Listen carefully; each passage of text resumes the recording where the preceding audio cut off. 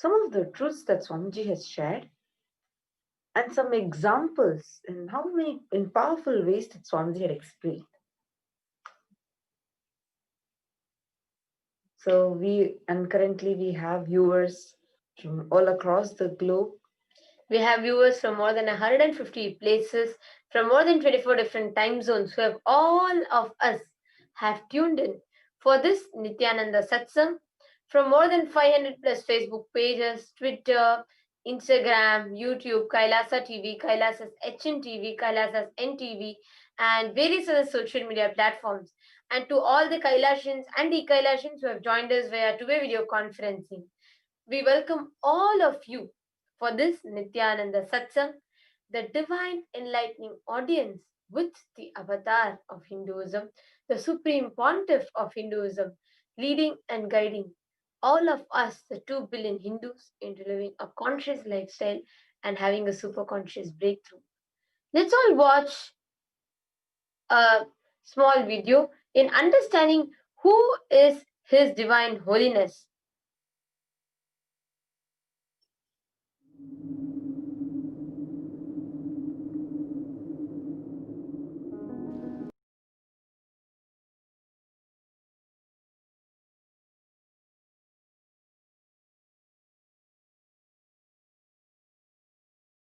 I am as old as sun, as new as sunrise.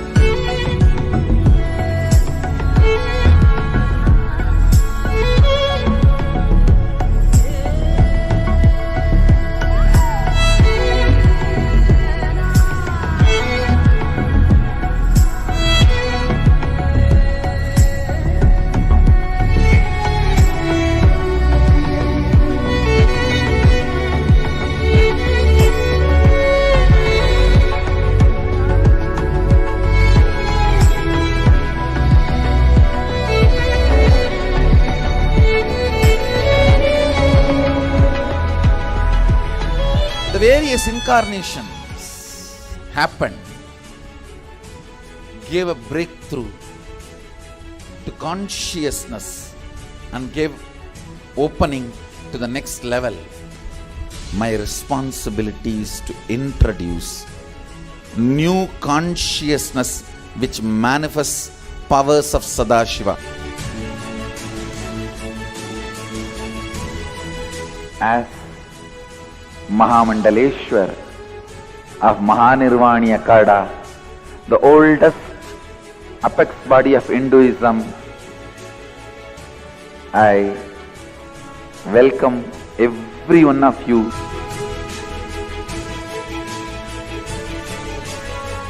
I have experienced Sadashiva in his completion, and he has empowered me to transmit that experience to all of you. It's my commitment to all of you. I'll make you experience and manifest Sadashivatva, powers and state and space of Sadashiva. When you manifest powers, naturally the state of Sadashiva and space of Sadashiva starts manifesting in you. More power manifestation, more integrity, more unclutching, more nirvikalpa samadhi, more joy, more restful awareness, more responsibilism, more enrich, more bliss.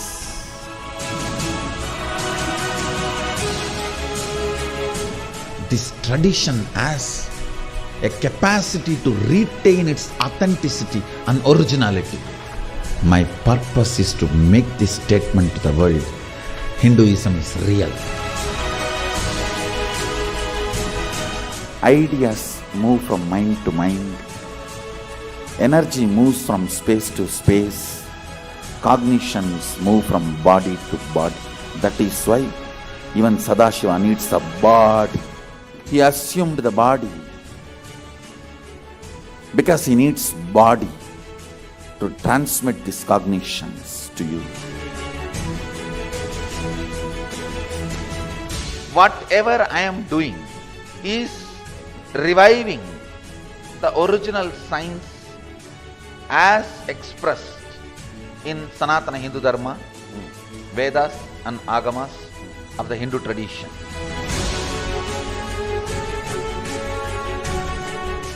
Given by Sadashiva, received by Devi, adopted by Vishnu to run this universe is Agama. Agamas insist on us serving beyond our frame.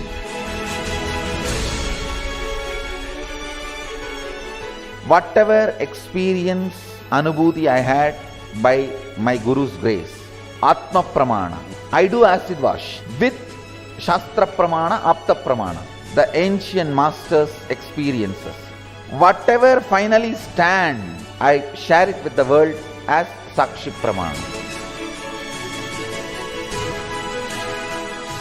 I welcome everyone for the grand feast of Sanatana Hindu Dharma. Let us go on contributing.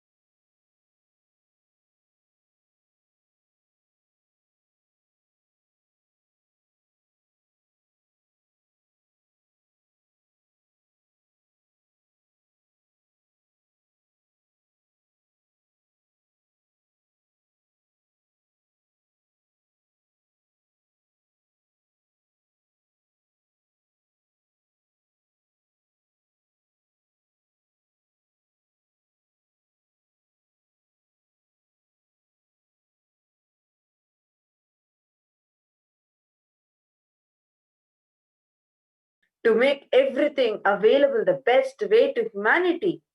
He doesn't sacrifice his vision of reviving Sanatana Dharma back to all its glory.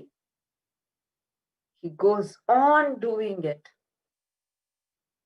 His hard work with absolute tyaga and integrity. Let's watch a short video which shows us about the hard work of His Divine Holiness.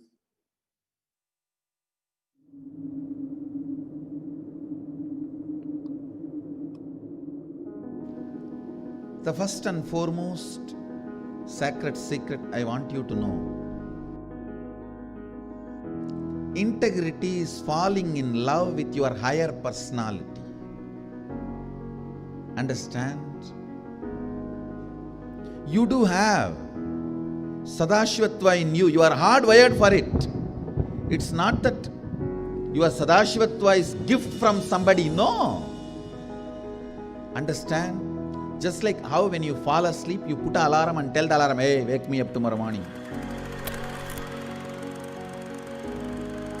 Same way, that's exactly the way I sent my gurus. I sent my gurus to the planet Earth ahead of me and said, hey, I am coming. Wake me up when I assume the human body. My alarm clocks were my gurus. Hey, wake me up. Understand? They just reminded me to fall in love with my higher personality, Sadashiva.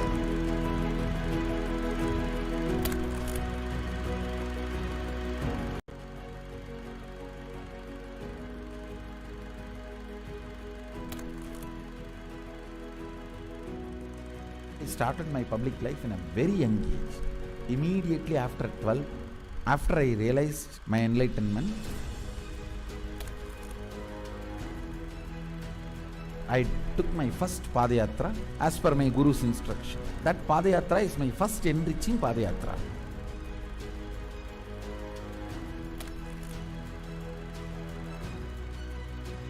See, I should say, I started organized public life in 2000. But my public life started when I was 12. How I started my public life? One person at a time. I'll walk from village to village, sit, spend some time. And small boy, naturally people will be curious, all alone. They will come and try to talk to me. Then I'll start talking to them and start enriching. Whatever little way I know.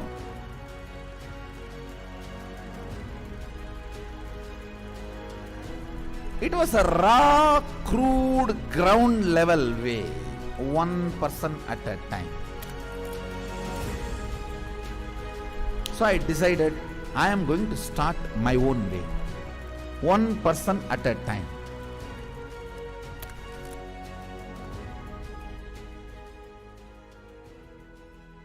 என்னுடைய room பக்கத்துல room தான் அவர் இருந்தாப்புல. ஒரு சின்ன இரும்பு பெட்டி ஒன்று இருக்கும். அந்த இரும்பு பெட்டியில தினந்தோறும் காலையில் 5 மணிக்கு எழுந்துள்ள ஒரே நபர் எங்க ஹாஸ்டல்லே முதல் நபர் அவராக தான் இருப்பாரு. குளிச்சுட்டு வந்துட்டு தினந்தோறும் பூஜை செய்வாப்புல. பூஜை செய்து விட்டுட்டு யாரெல்லாம் அவர்கிட்ட போயிட்டு ஆசீர்வாதம் கேட்கிறாரோ அவர் திண்ணூறு வச்சு இன்றைய நாள் நன்றாக இருக்கும் அப்படின்னு சொல்லி எல்லாருக்கும் ஆசீர்வாதம் பண்ணுவாப்புல. ஏன் அவர் சிரிச்சுட்டே தான் இருக்கிறாரு. ஆனால் அந்த சிரிப்பினுடைய அர்த்தம் எனக்கு இப்போதான் கரெக்டாக புரியுது. ஏன்னா அது ஒரு தெய்வீக சிரிப்புன்னு சொல்லுவாங்க.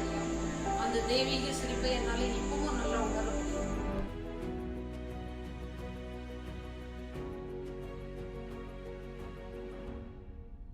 ரூம்குள்ள வந்துட்டாருன்னா ஒண்ணு சும்மாவே இருக்க மாட்டாரு, புக் எடுத்து படிப்பாரு, இல்ல அந்த சிலைகளுக்கான அலங்காரங்கள் பண்றது இதெல்லாம் பண்ணிட்டு இருப்பாரு. இல்லைன்னா எந்நேரம் பார்த்தாலும் ஒரு அந்த மெடிடேஷனோ இல்ல வேற ஒரு பாவநிலையிலயோ ரூம்குள்ளேயே நடந்துட்டு இருப்பாரு. இதுக்காக ஒர்க்கையும் டிஸ்டர்ப் பண்ண மாட்டாரு. ஒர்க் டைம் வந்தா அதுல இருந்து இறங்கி வந்து உடனே வேலைக்கு போடுவாரு. வேலைக்கு போயிட்டாருன்னா அங்க சிரிச்சு பேசி ஜாலியா இருந்து அதே நேரத்தில் உன்னிப்பா கவனிக்கிறது.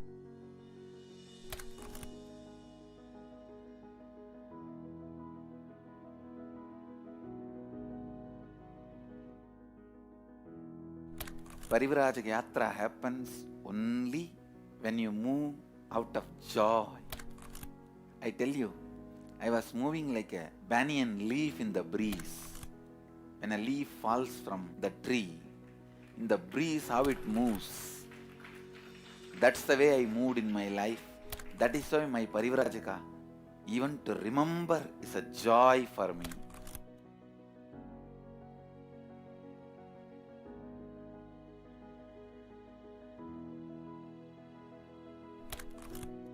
I tell you, shortest distance between 2 points is a straight line. So most smartest strategy is hard work with integrity. That's all. That's the most smartest strategy. I decided, let me sit and start doing, start empowering, start enriching. It's actually, that is the way I remember me even now. When I close my eyes, I don't remember me sitting in a golden throne. When I close my eyes, I only remember the boy, village boy with a stick on his shoulder, a kamandalu. Before Hindus could recognize, I have created a very powerful enlightenment ecosystem. Everywhere, spiritual awakening is happening, enlightenment is happening. People are manifesting enlightenment, manifesting powers, everything. Kailasa is reviving the enlightenment ecosystem. The Kailasa will be the place where almost million power manifestors are living and running. At least 10 million temples and monasteries, which are spiritual embassies of Paramashiva, and reviving this enlightenment, power manifesting civilization. Kailasa is a place where everything related to super consciousness is revived. All the sampradaya, all the spiritual ecosystems.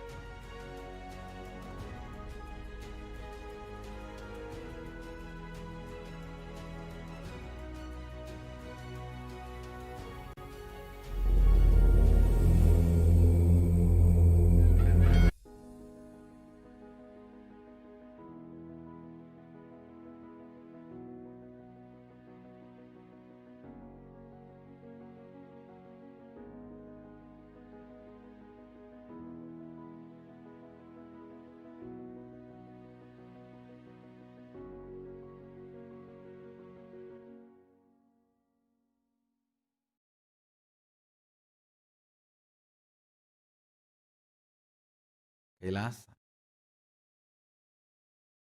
is a place where everything related to super consciousness is revived.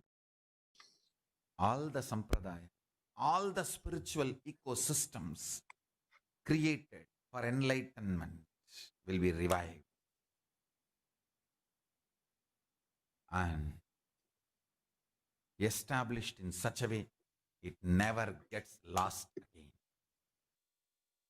There forever serving the humanity.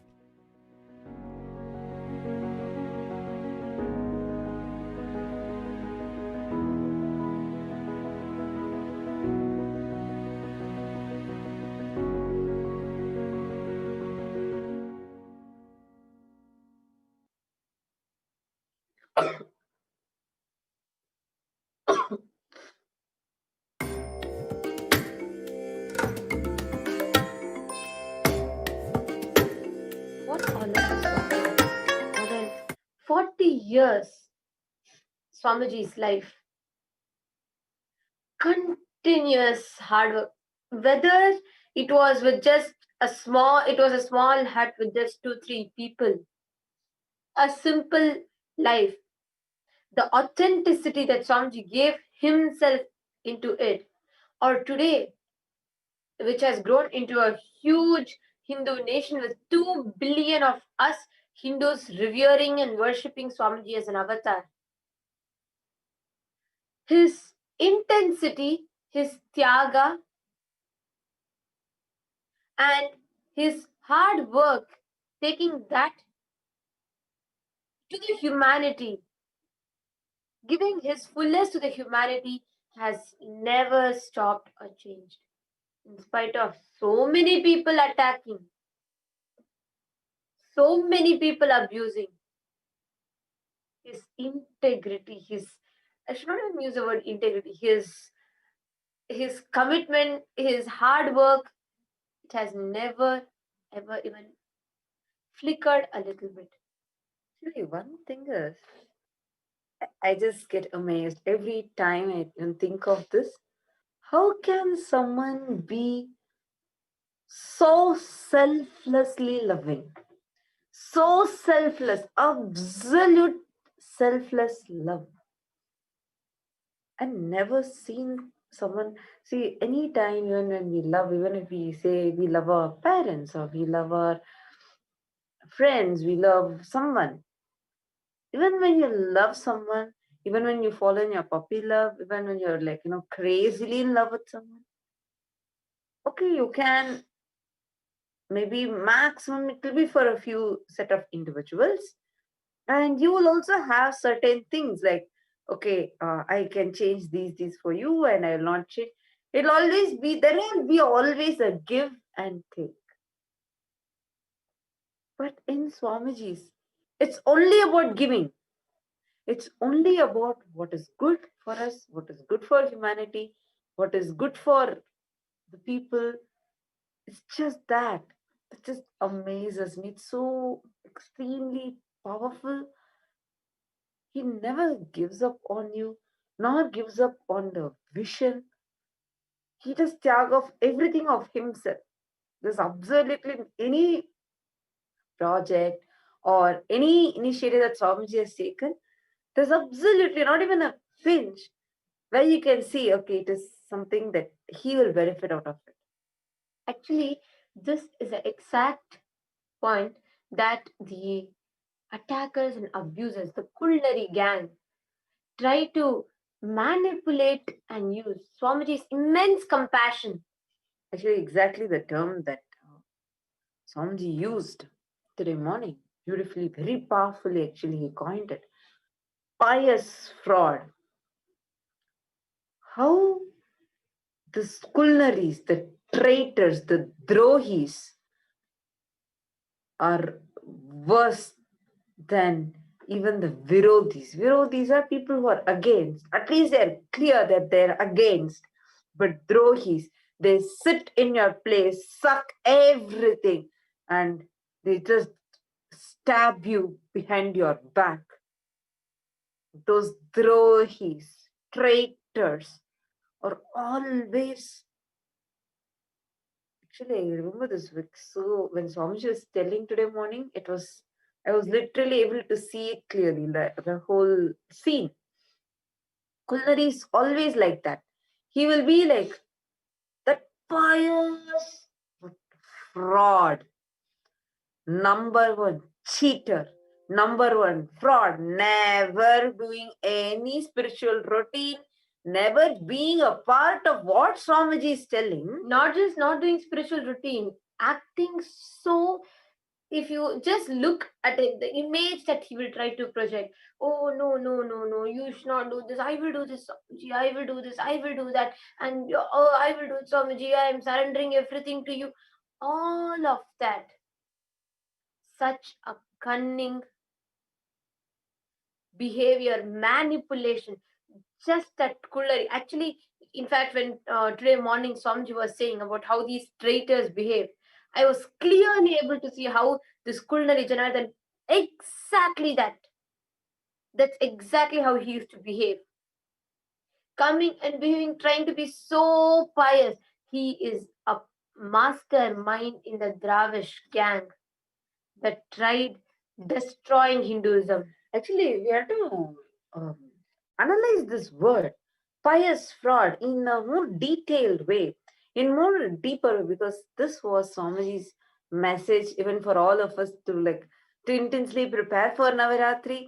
And Swamiji told he's going to be expanding more on this, where because this pious fraud is sitting even inside each of us. It's like it wants us to treat it very cute, and it's like very victim, always playing the victim card. But cunning, strategic, and cunning, and never being a part of what you want to be, how integrated you want to be to your life's vision. I was actually contemplating on this, and I stumbled upon a satsang where Swamiji says how your intense prayer can melt the fat in your liver. I was just going through some satsangs and suddenly stumbled upon this. It's just randomly opened up. And I was thinking, why is Swamiji showing me this? And I just scrolled and read. Powerfully, this was, I think, Jan 2nd, 2020. So, like months ago, Swamiji has revealed about this. Many times, whenever we feel low, see, there is like a systematic depression that comes. Okay, by every morning to wake up, I'll struggle. Or every morning, I'll go cranky. Every evening, I'll go cranky. You have certain times where you're low, you're depressed, or you're not able to handle yourself. Swamiji says the powerful antidote for it is prayer, intense prayer. So I was trying to connect, okay, so what is Swamiji telling there? And what was this pious fraud? This word, this term, pious fraud. It was very, powerfully hitting. And if I just look even in my life, okay, where all am I having this? And when I connected these two, it was like such a beautiful revelation. Anytime, even when you go into your low mood or your depression, you always see that this pious fraud comes up and surfaces in you, making you believe nothing is possible, you're not able to do anything. See, you're like this, you're like that, you're trying your best, but you're not able to achieve it. Trying to destroy you in a very cunning, sweet way. So, prayer, I was thinking, so what is prayer? Prayer when you're not able to handle yourself. So, at that time, just surrendering to your Ishta Devata. Some this is just pick up a Sahasranama, read it, and cognize. When you're reading, not just blindly reading, but cognize each term and powerfully just cherish that Leela Dhyana happening in you. That's when I realized any time when such pious fraud even comes, that part comes, moment you identify it, or even if you're struggling with it, just remembering your guru, like just remembering Swamiji, like the way he said today morning, pious fraud, that whole thing, immediately that part just disappears. But this pious fraud, this type of people have attacked Sanatana Hindu Dharma, destroyed it. Because just in front, they'll be like, oh, so sweet. And like, oh, Swamiji, Swamiji, I listen to you, Swamiji. You are my everything, Swamiji. But behind, waiting to stab. Such culnaries, they have to be weeded out of this planet. such culinaries have to be destroyed. Only then Sanatana Hindu Dharma can be protected. Otherwise, they're going on spreading. You may wonder, as a devotee, what can I do? Yes, I know, I understand all this, but what can I do? It is each of our responsibility to be ferocious with them, to be ferociously handling them, and to ferociously weed them out of this planet. The hard work. And I think just yesterday we had watched this video where Swamiji explains the story of how Kailasa was formed, from a small hut to how Kailasa happened. I think we all should watch that again, understanding from this context of how it is always the pious fraud, means people will be there acting, but behind they want to stab you. But if you have that surrender or that intense prayer and being ferocious with yourself, Swamiji never gave up his vision of Kailasa or his mission of Kailasa for any of these attacks. That is why from a small hut to Kailasa, a huge Hindu nation was formed. Let's watch that video now. Many media houses are trying to make fun of me, saying that, oh, he was a small beggar astrologer sitting in one small hut in Thiruvannamalai. Actually, it is not making fun or defaming me. That is the truth. Understand? In 1999, I was a small healer, small boy, sitting in one small half an acre, not even own land.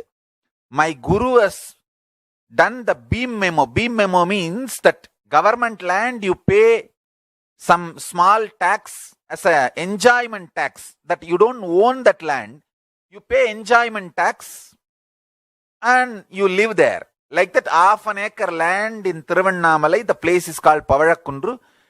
My guru, old lady, and with Isaki Swamigal's support and few people, collected few thousand rupees and built a small stone building without even, there is no toilet in that building. For toilet, I have to come down every time. And I also have a high respect for the hill, so I will not do 1, 2, 3 anything in that hill. I will have to come down every time. That's a small building my gurus gave me. And I started my life that way only. It's not that it is secret. It's all open. It's all history.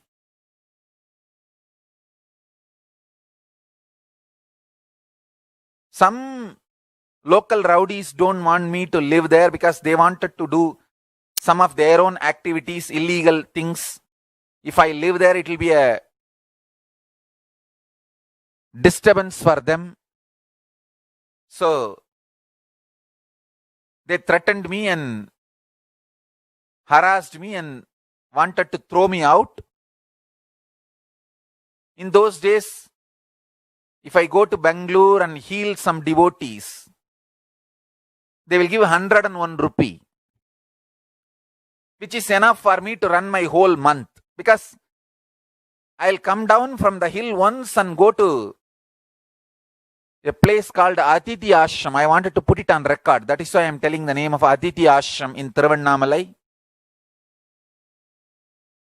They will give food freely.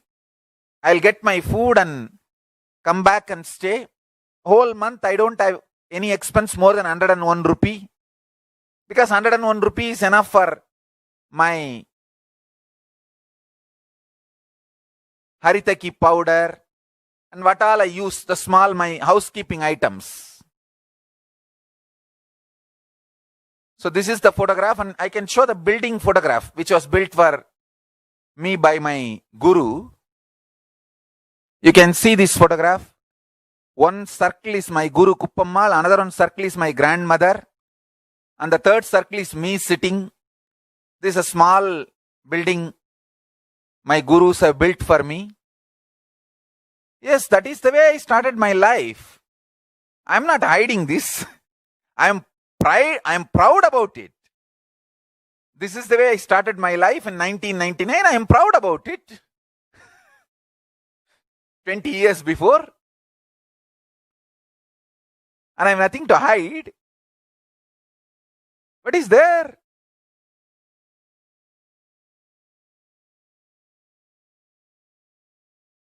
I am not repenting about it. Actually, you fellows who are attacking me should repent about it. If you guys kept quiet, I would have just lived there. At the most, what would have happened? Maximum. Like Seshadri Swami Ashram, Ramana Ashram, Gautama Ashram, Yogi Ram Suratkumar Ashram, Atidhi Ashram, like that many ashrams in Tiruvannamalai. I would have been one more ashram, Nithyananda Ashram. That's all. I would have had 2 buildings, 1 car, maybe few disciples, and sitting and talking whatever my gurus taught me and doing my puja. ஏடா கோயில்ல 2 உண்டை தயிர் சோறை வாங்கி தின்னுப்ட்டு சிவனேன்னு ஒரு மூலையில படுத்திருந்து மிஞ்சி போனா ஒரு 4-5 சிஷ்யனுங்க இருந்திருப்பானுங்க, ஒரு கார் இருந்திருக்கும். நான் பாட்டுக்கு வாய்க்கு வந்ததை எதையோ ராமா கிருஷ்ணா கோவிந்தான்னு 4 பேருக்கு நல்லதை சொல்லிவிட்டு அப்படியே இருந்திருப்பேன்லடா.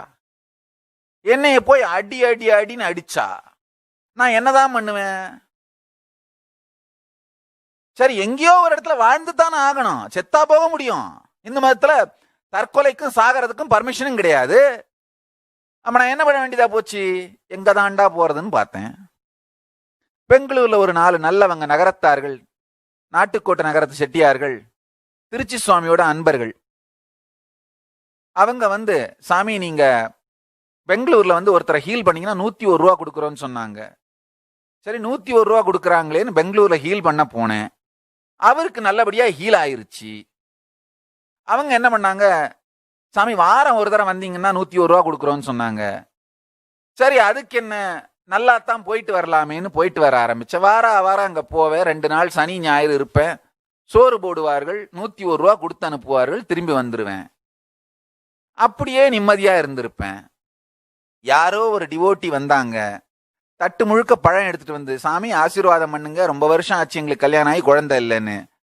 நான் அந்த தட்டை அப்படியே எடுத்து கொடுத்தேன். தட்டுல அன்னாசி பழம் இருந்ததை நான் கவனிக்கல. அவங்க இந்த அன்னாசி பழத்தையும் சேர்த்து சாப்பிடட்டுமான்னு கேட்டாங்க. நான் தட்டோட எடுத்து கொடுத்து மொத்தமா சாப்பிட்டுருங்கன்னு சொன்னேன். அன்னாசி பழத்தையும் சேர்த்து சாப்பிடணுமான்னு கேட்டாங்க.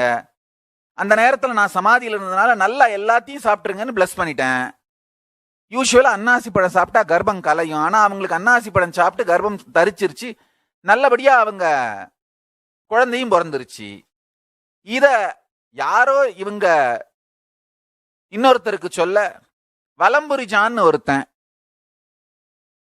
அந்த ஆளு இத ஒரு பெரிய கதையா மாத்தி, சூனியர் விகடன் அவனுக்கு போய் சொல்ல, முதல்ல ஆர்டிக்கல் ஆரம்பிச்சானுங்க. அன்னாசி பழ கர்ப்பம் 2003ல. அன்னாசி பழம் கொடுத்து ஒருத்தருக்கு கர்ப்பம் தரித்து குழந்தை பிறந்தால் அதில் ஏதாவது தவறு இருக்கிறதா? எனக்கு ஒண்ணுமே புரியல. இதுல தப்பு ஒண்ணு இருக்கிற மாதிரியே தெரியலையேப்பா. ஆனா அதை ஒரு பெரிய ஆர்டிக்கிள் ஆக்கி அவங்க பண்ண கூத்து, அவதூறு பண்றதுக்கு. ஆனா என்ன ஆச்சுன்னா, திடீர்னு மறுநாள்ல இருந்து 300 பேர் லைனா அன்னாசி பழத்தோட நிக்க ஆரம்பிச்சுட்டாங்க. எனக்கு இது என்னடா இதுன்னு அன்னாசி பழத்தை தொட்டு ஆசீர்வாதம் பண்ணி கையெல்லாம் அன்னாசி பழம் உள்ளா குத்த ஆரம்பிச்சிருச்சு. ஒரு நாளைக்கு 300 அன்னாசி பழத்தை தொட்டு ஆசீர்வாதம் பண்ண வேண்டியதா போச்சு.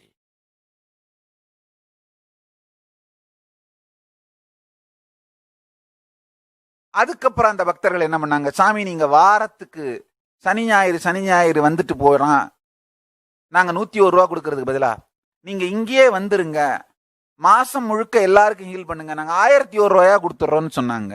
அதுக்கு போய் என்ன, சரி வர்றேன், சோறும் போடுறாங்க, 1001 ரூபாயும் கொடுக்குறாங்க மாசம்.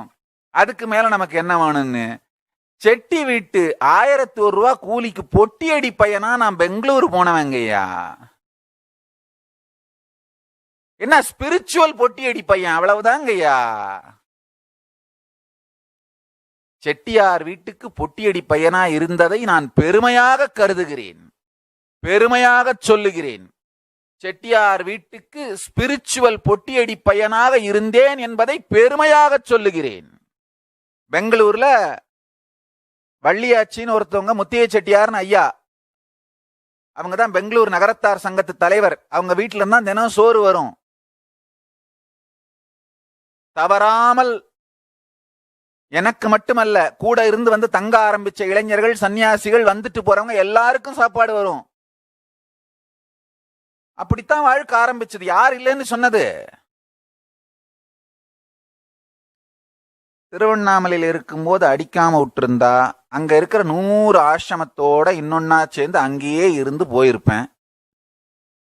சரி, அடிச்சிங்க, பெங்களூர்ல போய் செட்டில் ஆயிட்டேன். அங்க யாரோ ஒருத்தர் வந்து நிலத்தை கொடுத்து ஆசிரமத்தை கட்டுன்னு சொல்லி ஆரம்பிச்சு, அப்போவாவது சும்மா இருந்திருந்தீங்கன்னா கண்காணாத போன இடத்துலயே அங்கேயே இருந்தாவது வாழ்ந்திருப்பேன். நான் எந்த சாமியாருக்காவது போட்டியா வந்தேனா? கிடையாது. நான் பாட்டுக்கு சிவனேன்னு இருந்தேன். இன்னும் ஒரு 4 பேர் சேர்ந்துக்கிட்டு பெங்களூர்லயும் இருக்க கூடாதுன்னு அடி அடி அடின்னு அடிச்சா நான் என்ன பண்ணுவேன்? சரிடா அப்படின்னு மதுரைக்கு வந்து உட்காந்தேன். ஏயா, அங்கேயாவது என்னை நிம்மதியா விட்டுருந்தீங்கன்னா என்ன பண்ணியிருப்பேன்? மீனாட்சி மீனாட்சின்னு கோயிலை தினம் 4 தரம் சுத்தி வந்து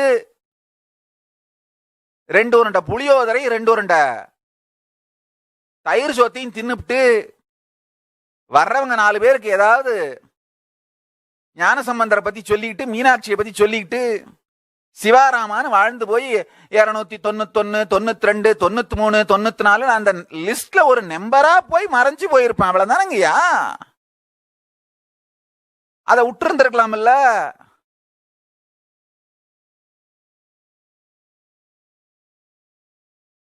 அந்த 100 அடிக்கு 200 அடி கட்டடத்துக்குள்ள எங்கேயோ ஒரு மூலையில முடங்கிக்கிட்டு யாரோ வர்றவங்க 4 பேருக்கு நல்ல வார்த்தையை சொல்லிக்கிட்டு மீனாட்சி மீனாட்சின்னு வாழ்ந்து போயிருப்ப இல்லையா? என்ன ஆயிருக்கும் மிஞ்சி போனா? 91, 92, 93, 94 அந்த நம்பர்ல இன்னொரு நம்பரா மறைஞ்சு போயிருப்பேன். அவ்வளவுதான். அங்கேயும் இருக்க விடாம அடி அடி அடின்னு ரவுண்டு கட்டி அடிச்சா நான் என்னத்தான் பண்றதுங்கய்யா?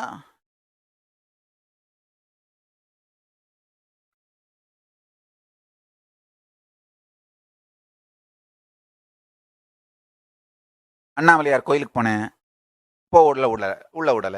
நான் என்ன பண்றது? உடனே போய் நமக்கு தெரிஞ்சதெல்லாம் ஒன்னே ஒண்ணுதான், மீனாட்சி மீனாட்சி அப்படின்னு. அம்மா உடனே என்னாச்சு என்னாச்சு தம்பி அப்படின்னு கேட்டாங்க. கோயிலுக்குள்ள விட மாட்டேன்றாங்க தாயேன்னு சொன்னேன். அதுக்கு என்ன, விடாத, கவலைப்படாத கண்ணு, ஒரு கோயில் கட்டி கொடுத்துட்றேன்னு சொன்னாங்க.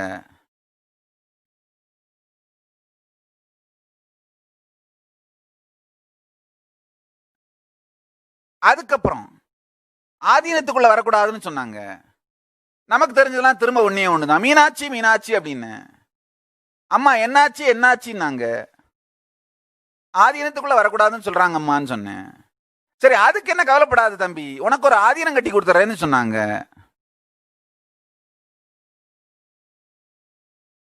அதுக்கப்புறம்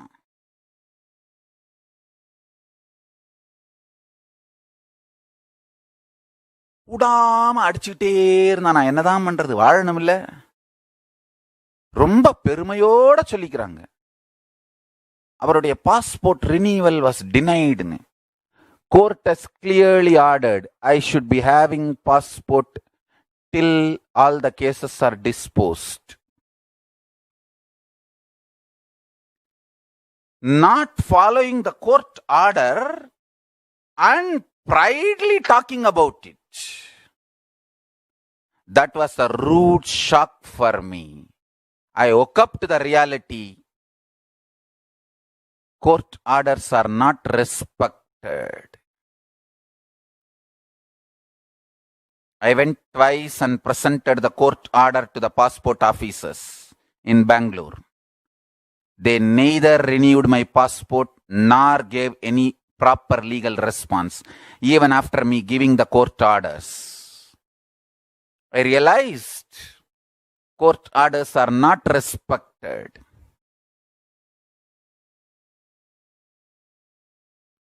I realized the larger conspiracy. Then I know only one solution. I went, Meenachi, Meenachi.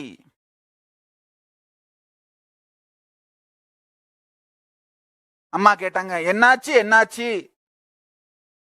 தாயே, முதல்ல கோயிலுக்குள்ள விட மாட்டேன்னு சொன்னாங்க. அதான் கோயில் கட்டி கொடுத்துட்டேனேப்பா. ஆதீனத்துக்குள்ள விட மாட்டேன்னு சொன்னாங்க. அதான் ஆதீனம் கட்டி கொடுத்துட்டேன்லப்பா. இப்ப பாஸ்போர்ட் ரெனியூ பண்ண மாட்டேன்றாங்கன்னு சொல்றாங்க தாயே. அதுக்கு என்னடா விடுறா தம்பி, பார்த்துக்கலான்னு சொன்னான். அவ்வளவுதான். ஆசீர்வாதம் பண்ணா, கைலாசம் அமைஞ்சிருச்சு. இதுக்கு மேல நான் என்ன சொல்றது? ஒன்னே ஒண்ணு சொல்றேன் கேட்டுக்கோங்க. எதுவானாலும் சரி, மீனாட்சி மீனாட்சின்னு கூப்பிடுங்க. உடனே அம்மா வந்து அருள் பண்ணுவா. என்னாச்சு என்னாச்சுன்னு கேட்பா. எனக்கு அருள் பண்ண மாதிரி உங்களுக்கு பண்ணுவா.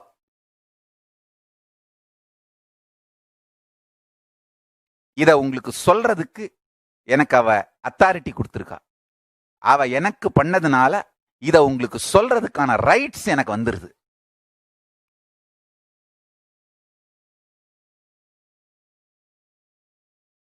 இப்ப நான் சொன்ன மொத்த கதையோட சாரம் என்னன்னா, எதுவானாலும் வாழ்க்கையில மீனாட்சி மீனாட்சி, அவ்வளவுதான்.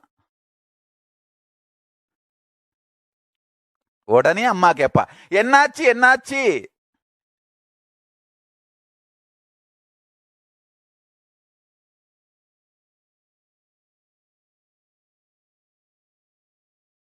Paramashiva is protecting me and the Sangha. Mahakala Bhairava is protecting me and the Sangha.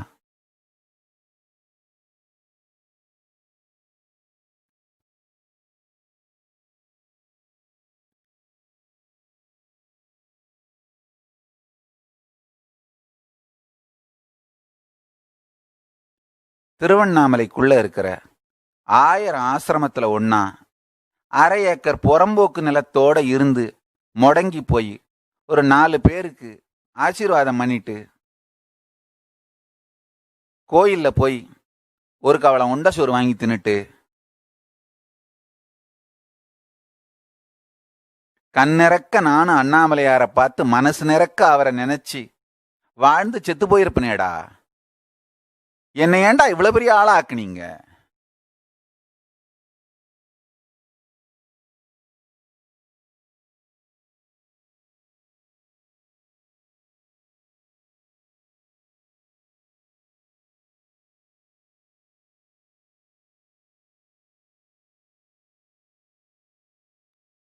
சரி, இது ஏன் கரகமா உங்க கரகமா யாருக்கு தெரியும்?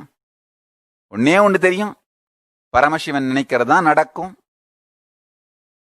பராசக்தி நினைக்கிறதா நடக்கும். அவ்வளவுதான்.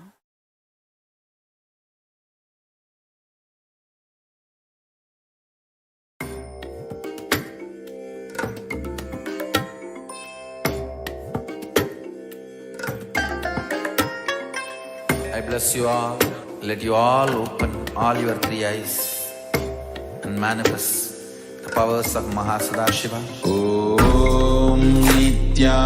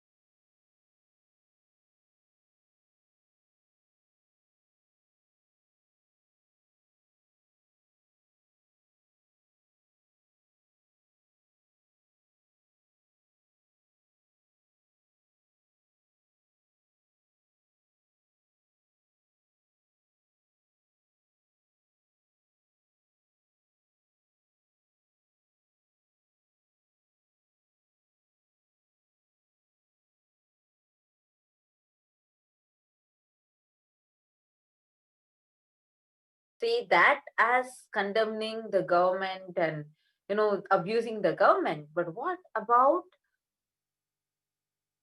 directly they are disobeying the court's order and trying to destroy, just torturing a person?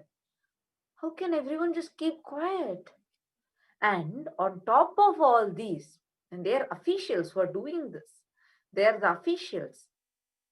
So when we are just seeing, when somebody is narrating this, oh my God, even in that, he doesn't want us to miss the spiritual message.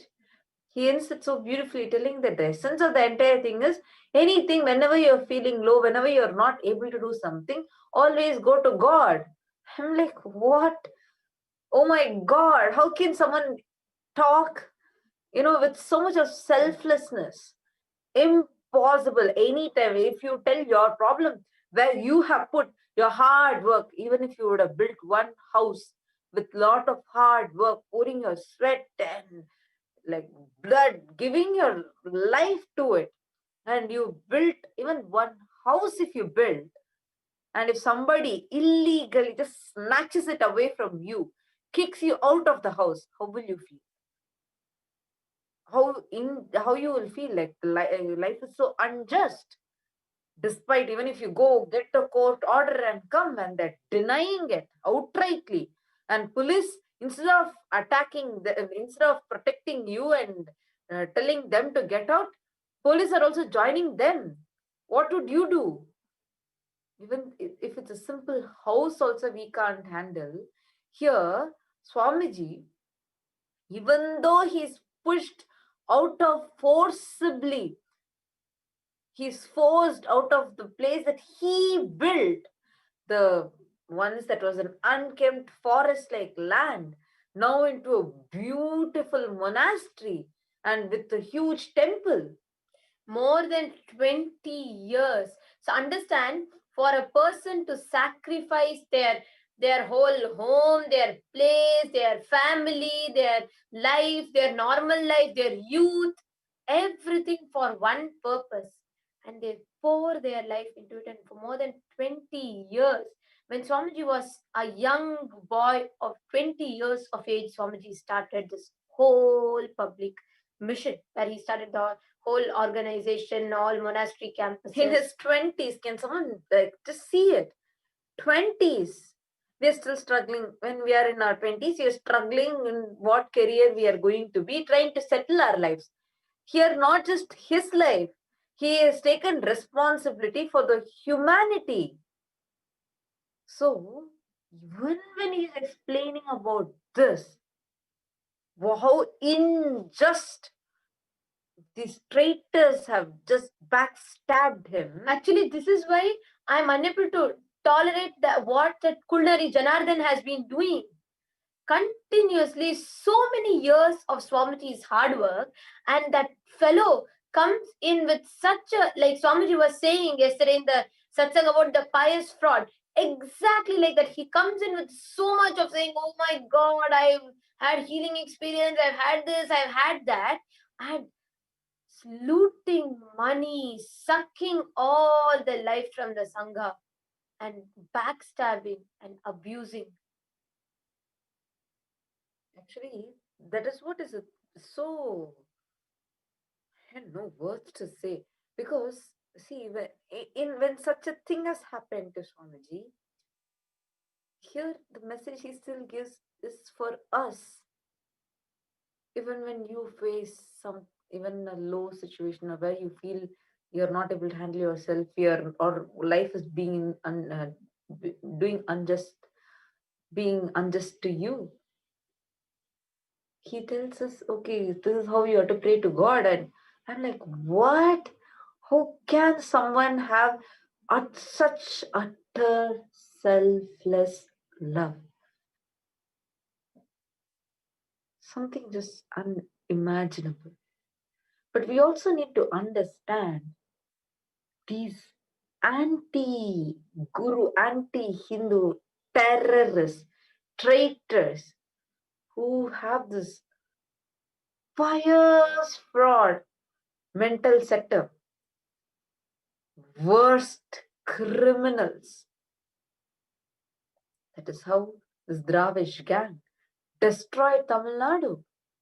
Actually, if you see, we can see if actually now when after we are discussing on what Swamiji told yesterday, I'm understanding when Swamiji told all traitors are pious fraud. I'm just realizing when you let that component grow in you a lot continuously, when you're not ferociously dealing with it, and you will become so blinded, you will not know who is manipulating you, who is pulling you into what. And I can see this so clearly, especially with this entire Dravish gang, how they use all the words, like all the sweet words that anyone can be pulled into. They're saying, oh, don't worry. We'll not claim supremacy using God's name. Don't worry. Well, come, let's all live together. Let's all not touch any outcast people. Let's all live together.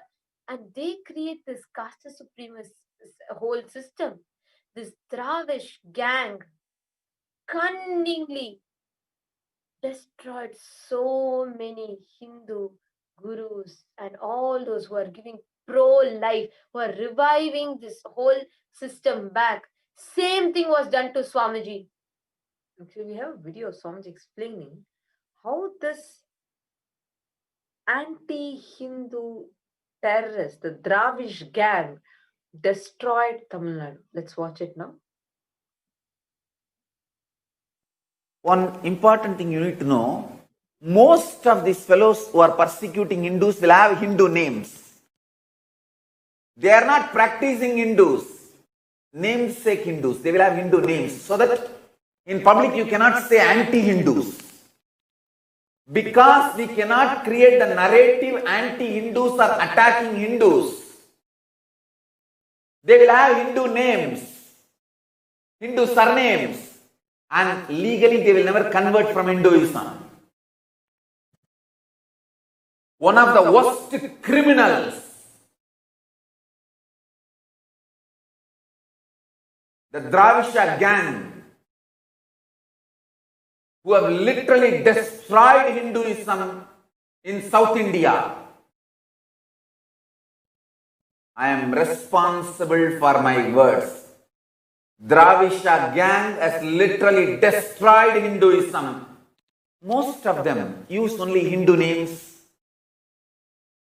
in public for them, and most of them are legally not converted. They are not legally converted. Legally they belong to Hinduism. So we cannot create the narrative anti-Hindus are attacking Hindus. It's a worst cunning strategy. Understand? All the worst cunning strategies are in play. A very large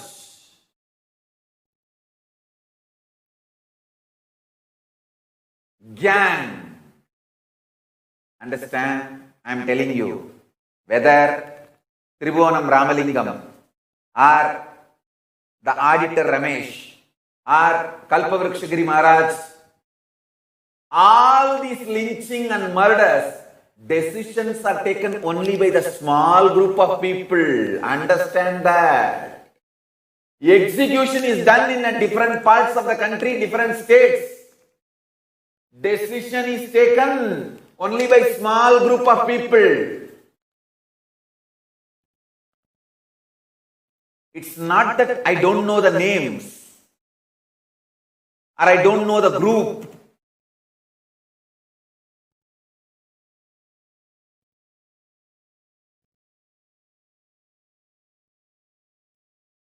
I'll be eliminated within 24 hours if I utter the names.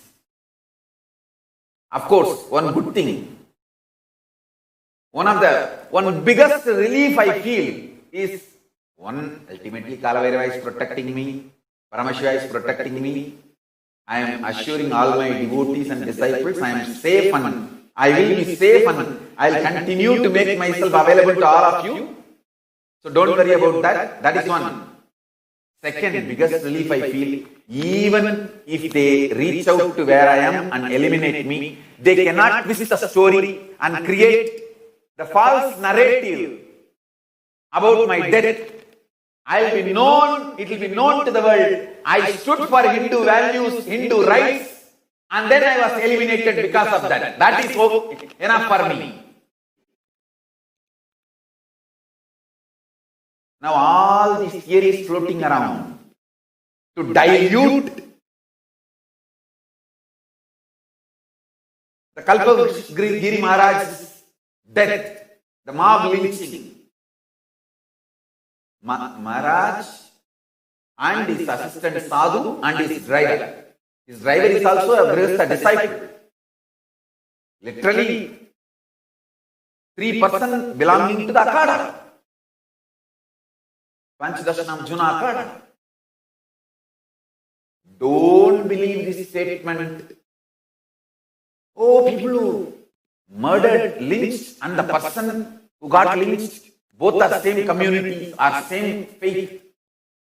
Don't believe any of these stories. Maybe those fellows are having the same Hindu name for name's sake. Because I have seen most of the people who attacked me carry the Hindu names. If you check, they may be even legally Hindus, but not living Hindus or practicing Hindus. Making the person illegitimate, antisocial, calling the dog as mad dog so that you can shoot it. That's the first thing in this whole strategy. Then singling out. Singling out means making even all the other Hindu gurus and Hindu leaders hate this person and distance. I have seen that. Singling out. Then eliminate him. Either make him as oh, he committed suicide, or mob lynch and create a mob video, oh, he was raping a girl and that girl killed him. Too easy. All these stories.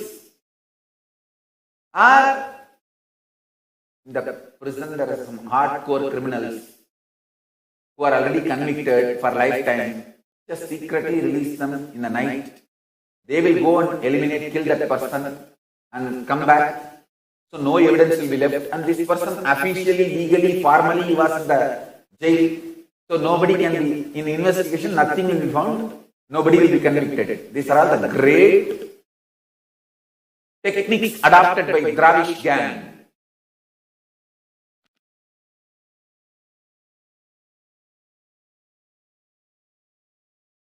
It's a continuous happening.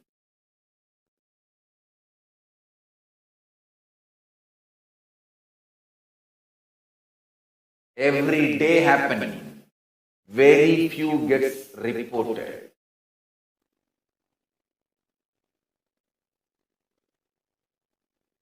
Study the whole incident. Using minors is one of the well-known technique used by, who?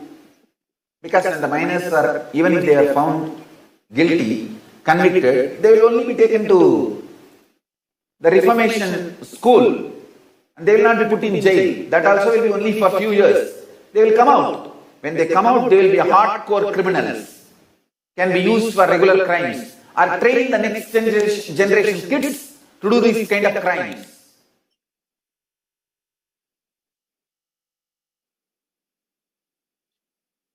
See, in this whole video, Swamiji explained step by step how a Hindu guru is attacked. It's very important because how Swamiji explained the entire, whether it is an attack happening to the Kashmiri Pandits in Kashmir or whether it is an attack happening to the Hindus, to the Tamil community in the Kanyakumari region, in the Rameshwaram region, the entire thing is planned by one handful of people, executed by different people, but planned by one handful of people, the Dravish gang, who have the Hindu names, who are legally Hindus, who do not let any false evidence be created legally, but execute, attack, lynch, and murder the Hindus.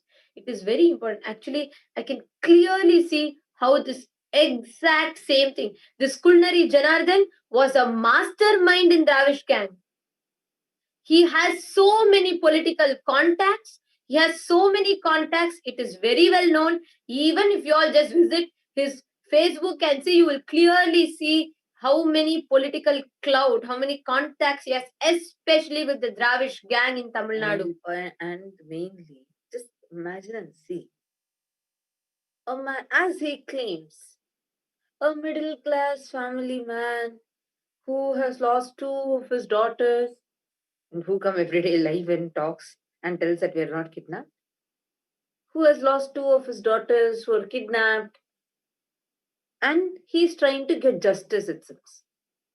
So that one complaint can become a national, international news. God, it can make him, it can go to such extent where he's able to give blue corner notice. Not just that, he constantly knows he can talk to which media, threaten where, and get what news he wants to publish. He can make them publish, having entire the whole media, what is coming out in his hands. So the whole thing he is able to do, how? Without political support. No, that is why even without a complaint being filed, an all women's university, which was in Gujarat, was raided.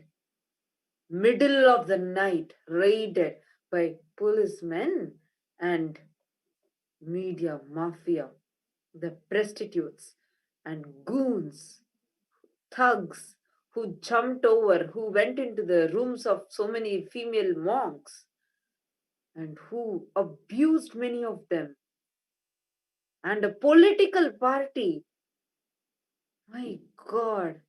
And all of these, the Skulnari is coming and playing a victim card in front of the media. I'm just boiling. Perfect words, Mamjika. Actually, that pious traitor, not just fraud, traitor, cheater, Drohi, the backstabber, not just play, he knows what victim card to use. All of that is one side. But look at his whole strategy. Many of us, unfortunately, get carried away a little bit by using just listening to the victim card that he is using. We become blind to the other things. That is the cunning thing. Always using women and children as a factor of, as if projecting that whole thing very powerless and trying to get attention. No. Look, the whole thing is a strategy. The whole thing is a big mass strategy. Whether he coming in the guise of a devotee to create false evidences. Like, please understand, all of this we have seen clearly first and analyzed, and we are bringing this out to all of you. For example, when he was inside, he is from the Dravish gang, he's a big mastermind. He came in the guise of a devotee and acted very pious, all of that, and started all, if you see his contacts with the vendors, he will use the Sangha's name, but he will manipulate it in his own way and create a false image. Now, according to that vendor, he will never, actually, that is very important. He will never go and tell his name and talk to the vendors where he's creating false image. No, he will only tell, oh, I am an administrator from the Sangha. And then he will go and present falsely. So according to that vendor, someone from the Sangha has done this, and he is talking very ill, and all of that will be his image. Once now he will go out and he will use this as a false evidence. Understand this, like this, creating the false evidence. One more side, all the donations that come in to serve the public. For Swamiji has been doing lots of Annadan. When people come to Adinam, they see it. They see it happening in reality. So everyone wants to be a part of it and contribute. This Kuldari Janardhan looted how many people's karmas he has taken by taking all of their money. He is going to suffer for what? See, one thing is the Guru Droha, worst ever karma to acquire. Once you have the karma of doing Guru Droha, you're destroyed. Not just for this birth, for births together. You become a patitha. You lose, understand, to assume the human body itself is a great blessing. You don't get it at your first birth. You go through births together as different creatures, different animals, plants, and only finally you get the human body. Because it's only from human body you have the possibility of enlightenment. And having an incarnation as a guru, a handful in billions and trillions of people only have the blessing. And when that happens, when you have an incarnation as your guru, backstabbing and abusing and trying to kill him, destroyed for lives together. 7 generations up, 7 generations down are destroyed for him once for all. For generations together, this karma will be carried over. He's destroying himself for his lifetimes together and his entire family and the whole next generations. All of them are going to suffer very badly. How? I just can't imagine. How And can worst of all, thinking you can fool. I can't just understand how living right under a person's nose, eating their hard work and food. He did not, this Kulnari Janardhan, the 7 years he was there, he has never done a single work. going outside and actually, in fact, this Kulnari's wife, both of them used to nicely in the name of saying, just without working, telling, I am not feeling well, this, that, and half the time they used to not contribute. There is not even any, there are so many things we do. We do Annadan to people, we do healing to people. I have never seen them do anything. How can someone live like that? And not eating that, in some place and not contributing a little and taking so much of money, and in spite of all of that, thinking that they are playing with Swamiji, meaning thinking that Swamiji does not know, thinking that they can easily be that pious fraud and just act in front of Swamiji very piously. I need to show people how it is when the anti-Hindu elements attack our sannyasis. I have a small video clipping that shows brutal attack on one of the Adinams. I just want all of you to watch so you all understand the degree at which the attack happens. Let's watch that video now.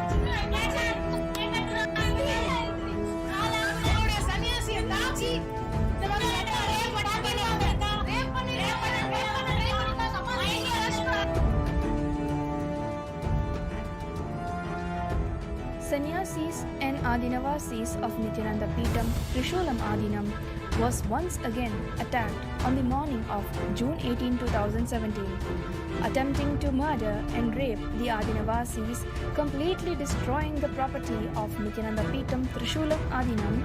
These anti-Hindu elements and rowdies with their family threw huge rocks into the parameters of the Adinam, severely injuring the Adinavasis.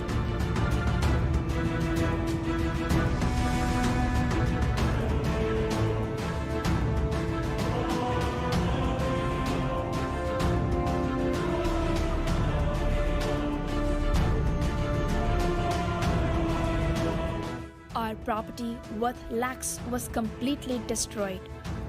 The sacred Hindu temple housing Nithyanandeshwara Sadashiva, Nithyanandeshwari Adishakti and Nithyananda are defiled, and also a criminal named Sundar attempted to rape one of our sannyasis.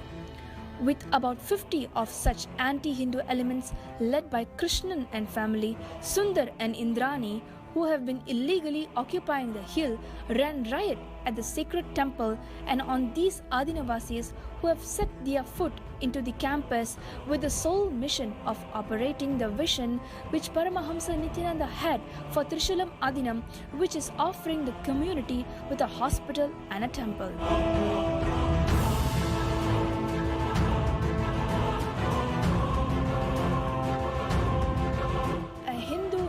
Of Nithyananda Sangha, founded by a Hindu guru, was established in over 80 countries with the sole mission of reviving Hinduism, along with his Adinavasis today, had been brutally attacked with the attempt to murder, attempt of rape, destroy our temples, destroy our lakhs worth property, beating up our sannyasis, throwing stones and trying to kill them.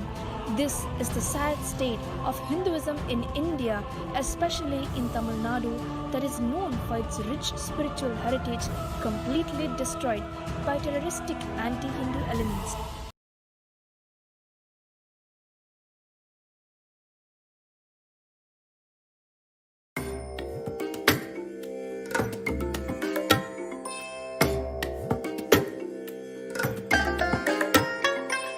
I bless you all. Let you all open all your three eyes. So with this, understand this, what we just saw now is just one, not even 1%, 0.0001%, because thousands of attacks have happened like this. And no justice. Worse than this was the attack on the all-women university. The attack spearheaded by Kulnari Janardhan. He is going to suffer, and it is us Hindus. We have to ask for justice. We have to voice out if we need justice. Now with this, we are going to be moving to the next segment. Let's prepare ourselves for Nithyananda Satsang, the divine enlightening audience with Avatar. Please sit with your head, neck and spine in a straight line. Close your eyes. Breathe in and breathe out deeply and slowly. And start chanting the Mahavakya. Om Nithyananda Paramashivoham.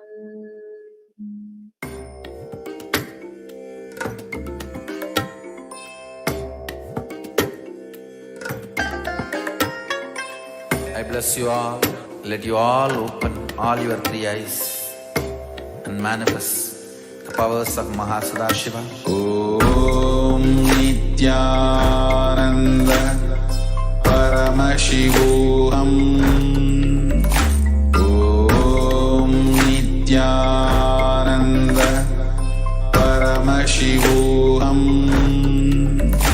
Om Nithyananda Paramashivoham. Om Nithyananda Paramashivoham. Om Nithyananda Paramashivoham. Om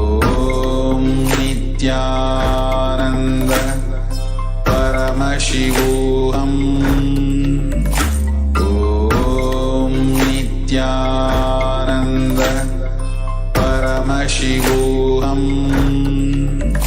Om Nithyananda Paramashivoham. Om Nithyananda Paramashivoham.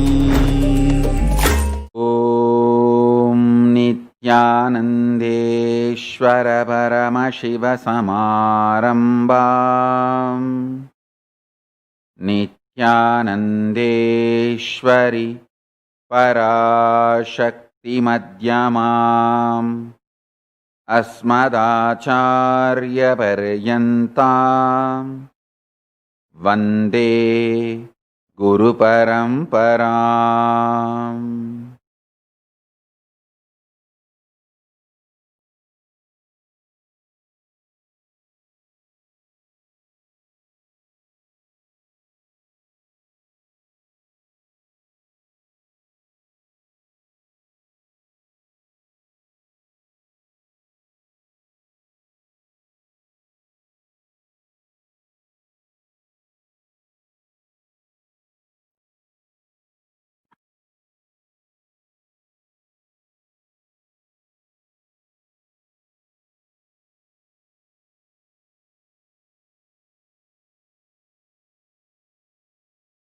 I welcome you all with my love and respect.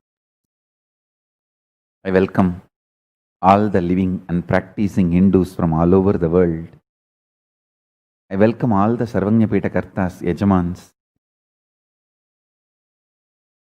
manifestors, Sarvaparityagis, Srimahans, Mahans, Kotari, Tanedar, Kailasas, ministers, ambassadors, diplomats, consulate generals and supporters, Paramashiva Ganas. I welcome all of you with my love and respect.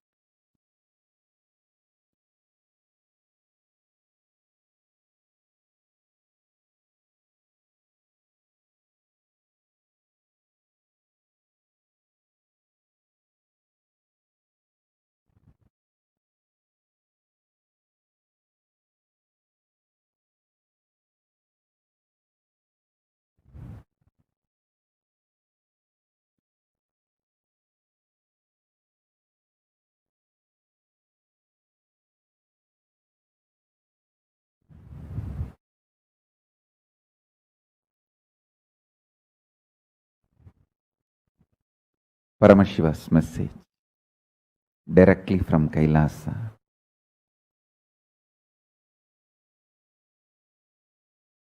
Relationship between time and space externally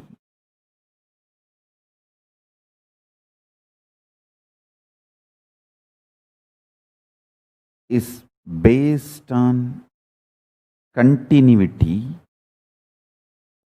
internally based on intensity. Anything planted consciously in space becomes reality in time. Anything continuously planted in time gets into space. Now understand? Please sit up if needed. Pick up your cup of coffee, hot chocolate, anything is okay. Be fully awake. It's going to be one of a super conscious breakthrough satsang. Length, by its infinite possibility multiplication. Listen.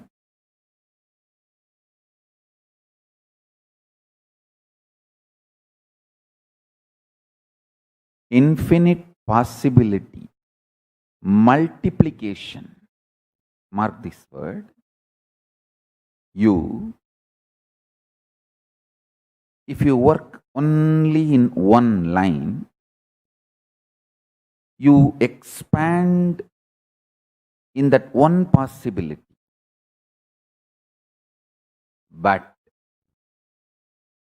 if you decide, no boundary for me, I will expand in all infinite directions, infinite possibility multiplication. Listen.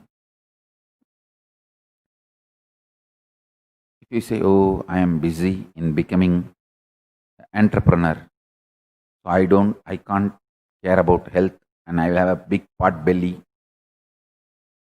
dump all the junk food, no time for yoga, gym or anything. I am a great entrepreneur.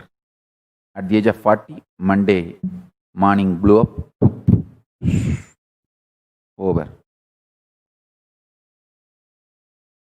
Especially NRIs. Hey, take care of your food. You are eating shit and junk for which your body, your DNA, your whole genetical structure or your digestion system, nothing was prepared. Understand?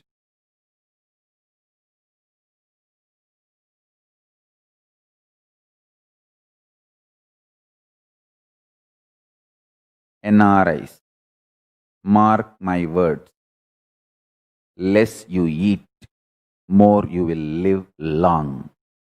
These words are specifically for NRIs, Indians who are not living in India, especially the NRIs who are living in countries like USA, Europe, Dubai, Canada. Listen, you have too much of junk in your life. Stop eating.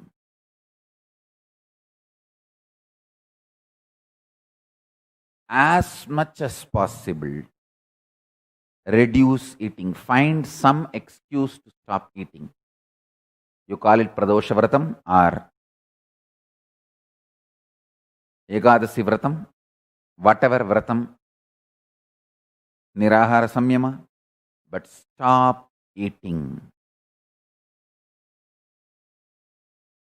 You will live long, healthy. Listen.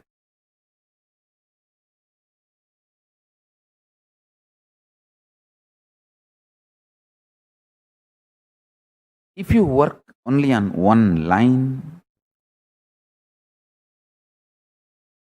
you are expanding only on that one possibility.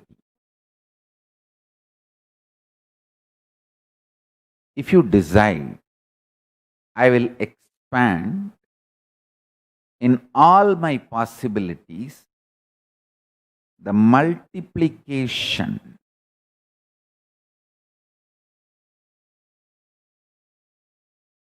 in all your possibility. It is possible. First understand, it is possible. You can have healthy six-pack body and billion-dollar business, absolutely unclutched, enlightened state, everything happening stress-free, spontaneously, simultaneously. I am not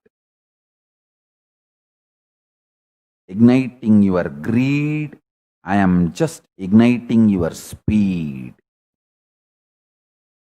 I am not igniting your greed through these words. I am just igniting your speed through these words.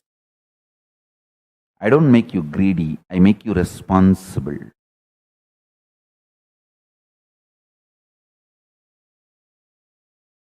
Listen.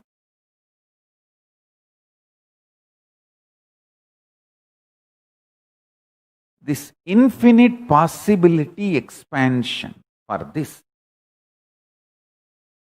I give you some tips. All the time be like a child, parapara, parapara. How a child tries to be involved, active in everything. Morning when you get up, jump, go and make your own coffee. Make your own tooth powder. Go and get the neem stick and haritaki and charcoal powder, little salt, mix and brush.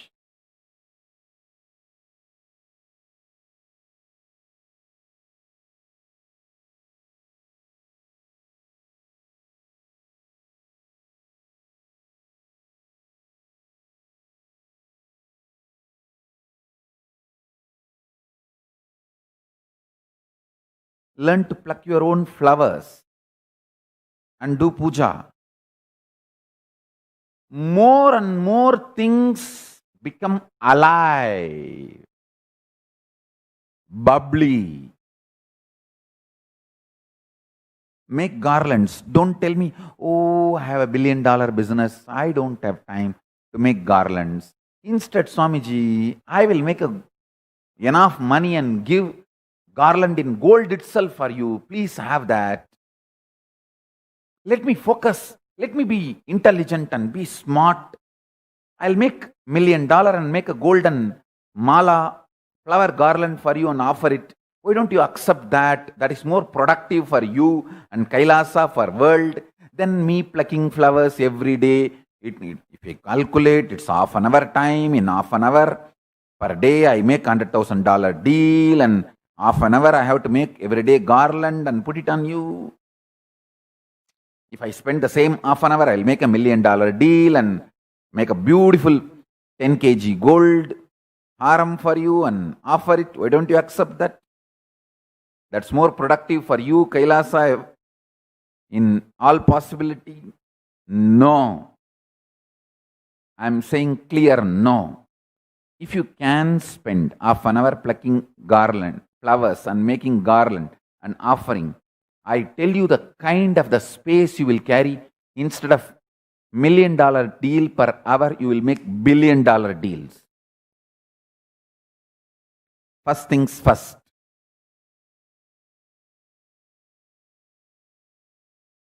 You may be capable of billion and making million because you are not making the garland with your own hands. More and more hands on. I tell you, only first 1 month it will feel very difficult. Now you have enough time for the first 1 month trial and error.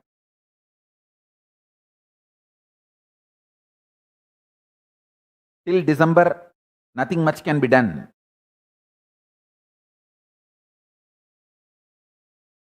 You will be surprised.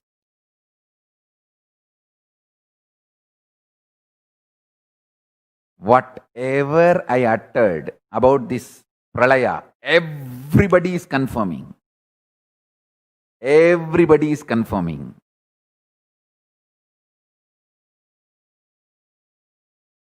Whether World Health Organization or UN, everybody.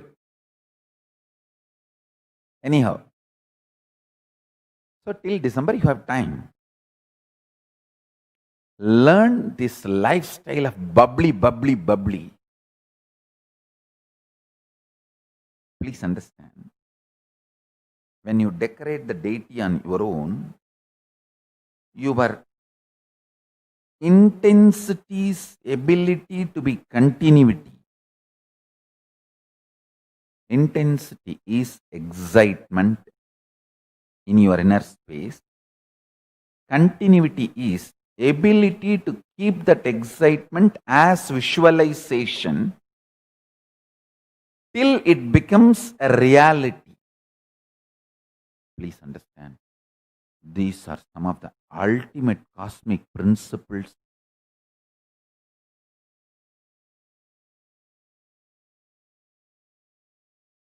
I am sharing with you all from all the Hindu Tattva Darshanas. So listen carefully. This is the quote. Listen. Intensity is revelation or excitement experienced in your inner space. Continuity is ability to retain that excitement, revelation, intensity through visualization till it becomes reality in the physical manifestation is continuity. Understand? Doing puja, making garland for deity, doing decoration, all this creates an amazing fertile ground in your inner space. I tell you, I have done it in my life, multiple births. Life is not between one birth and one death. It's multiple births and deaths. I have done this in my multiple births and deaths. That's why I'm telling you.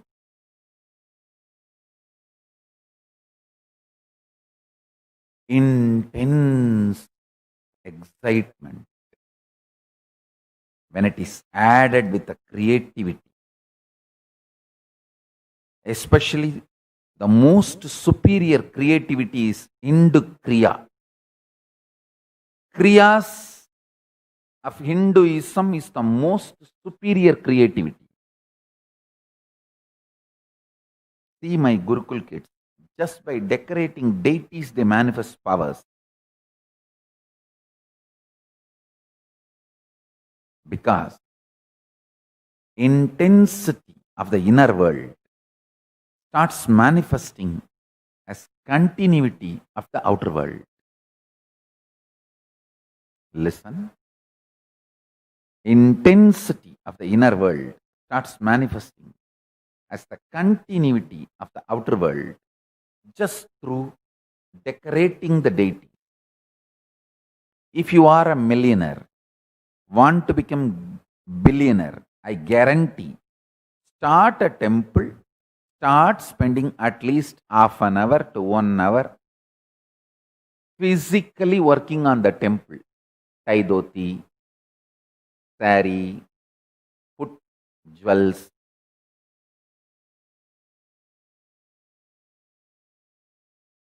Enjoy the creativity. Please understand, one of the greatest poverty the modern day man is facing is inability to retain a visualization continuously even for few minutes. Extreme mental breakdown. Don't try to tell me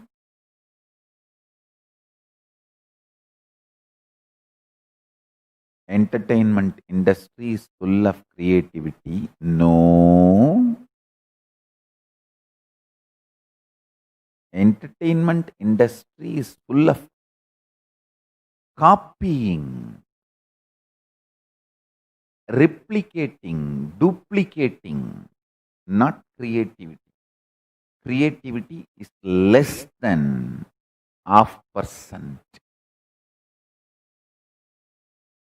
Creativity, I am defining, creativity is ability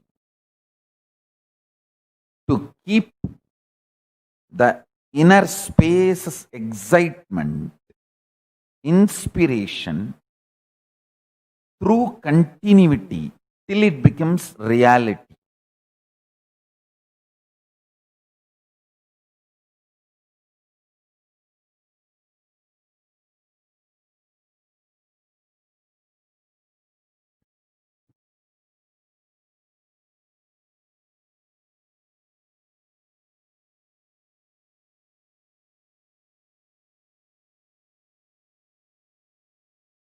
Anyone who wants to be my disciple, start becoming wildly active in all dimension possible in your life.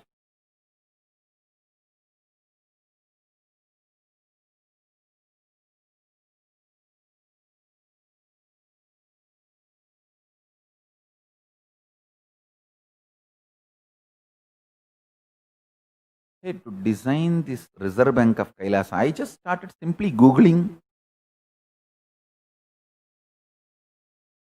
I studied 85 countries' bank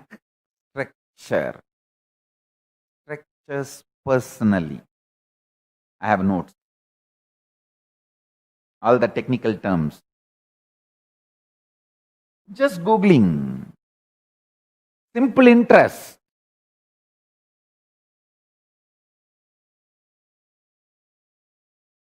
And then mapping them to Agamas. How Agama describes these concepts, I tell you, end of the day. So many people are praising, oh, brilliant idea, gold-based currency. Hey, only 100 years before these countries' currencies have become popular. Before that, the whole world was following only Hindu economy. Hindu economy is simply on gold. Over.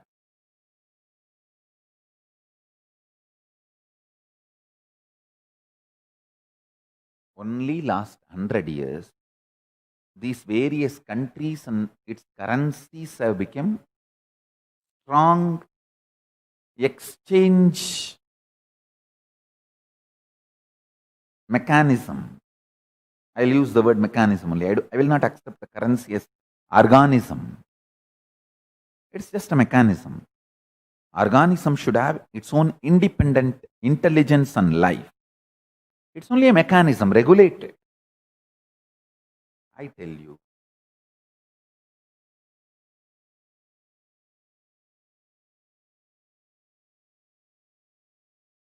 The most non-exploiting, unmanipulatable economic system was Hindu economic system. I saw very clearly, few hundred years before, till the Hindu economic system was allowed to live, before the invaders finished it, how it was. I just picked it up and revived.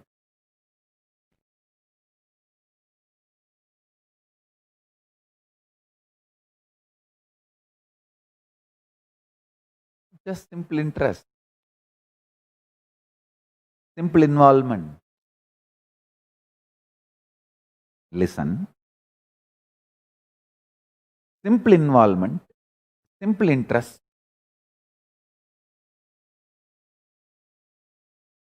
makes you absolutely passionate about life. I tell you.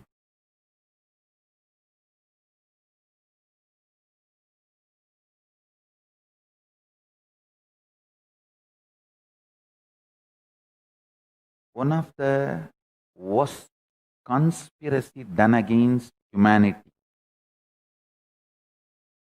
the most powerful conspiracy done against humanity, even in the level of your survival, reproduction, sexual instincts, you are converted into just a customer or a client. Your freedom is snatched, swindled by the established chronic capitalistic mental setup. Listen. I am absolutely against pornography. One of the main reasons is when you become addicted to pornography, you just become a client, customer for those who supply the pornography to you. Please understand. You are no more sexy. You are no more sexually alive. Sex is no more yours. You lost it.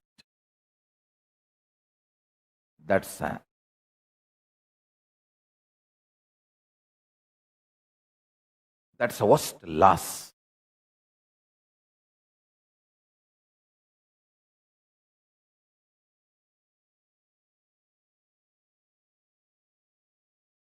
Losing your sex to chronic capitalistic industries.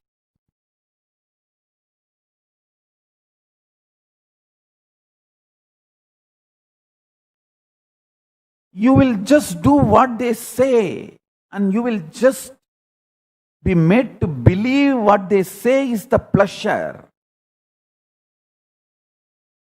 The moment you start believing,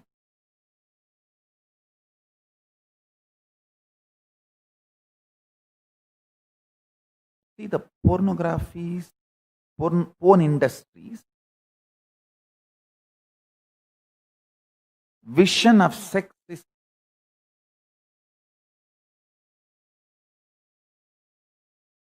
just making you as their customer. They become your masturbation utility value, and maybe they supply multiple levels of products, whether it is some pill or an injection or a sex toy or whatever.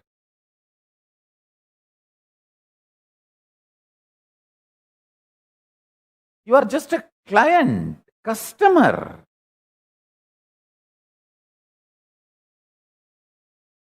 Even in your fundamental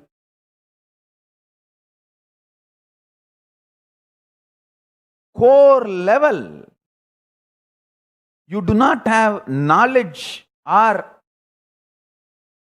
vidya, the clarity about what for you have been given this great possibility called sex by Paramashiva. Absolutely. That component does not exist. You are just a customer, client.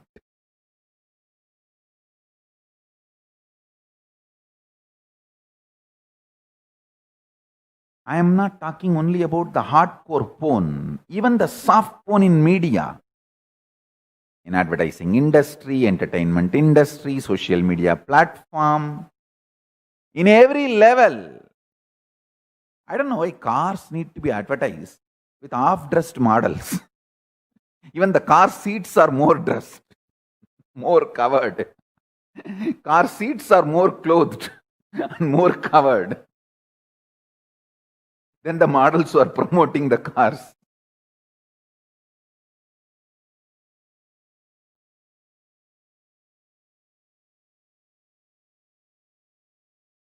Listen. The Tantra looks at your sex as your conscious blueprint to become Paramashiva. Porn industry looks at your sex as customer, client, consumer.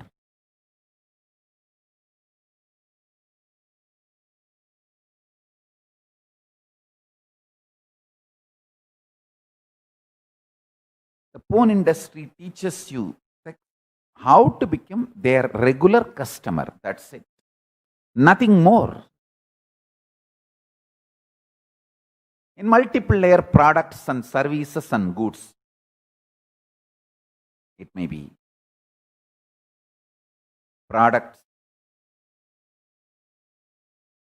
pills, sex toys, drugs, services, from escort to export, goods, all the other related accessories, paraphernalia. Listen carefully.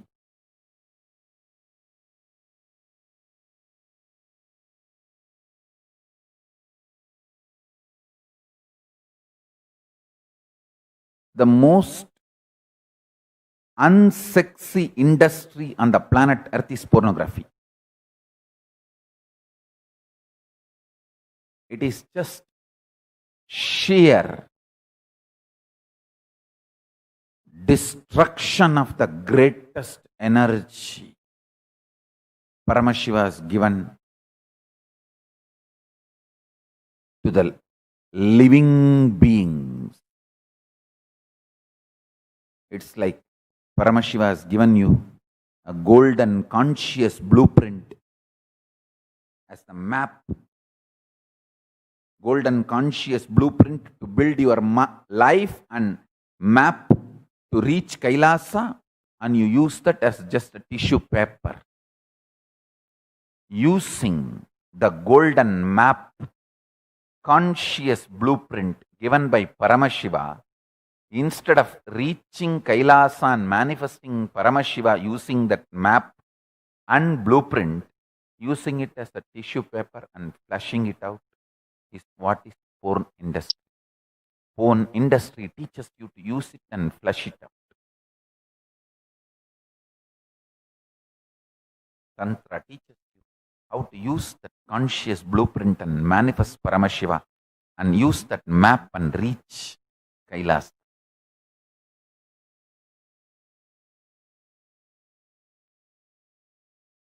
I tell you, in every field, industries which are trying to make you customer consumer stops you being active, you being alive. Understand?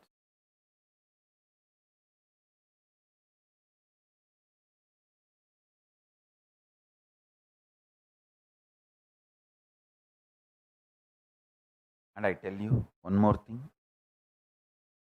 You need to know this very clearly. This is too important. Listen carefully. This is the truth directly from Cosmic Archive. Whenever I listen to Manikavasagar, the great saint from South India, Jnanasambandar, I have my own favorite singers, one great singer called Dharmapuram Swaminathan. I should say that he is a Oduvar from a traditional way of learning. He learnt it very traditional way. His voice is my favorite. Always my bedtime songs will be only the Dharmapuram Swaminathan's Devarams. That's my bedtime song. My grandfather used to sing, and of course, unfortunately, we never audio recorded my grandfather's voice. Anyhow, I enjoy Dharmapuram Swaminathan's Devaram. That's my bedtime song. Listen carefully. Whenever I listen to Jnanasambandar and Manikavasagar, their great verses, I see literally my inner space transported to their inner space. Listen carefully the statement I am going to make.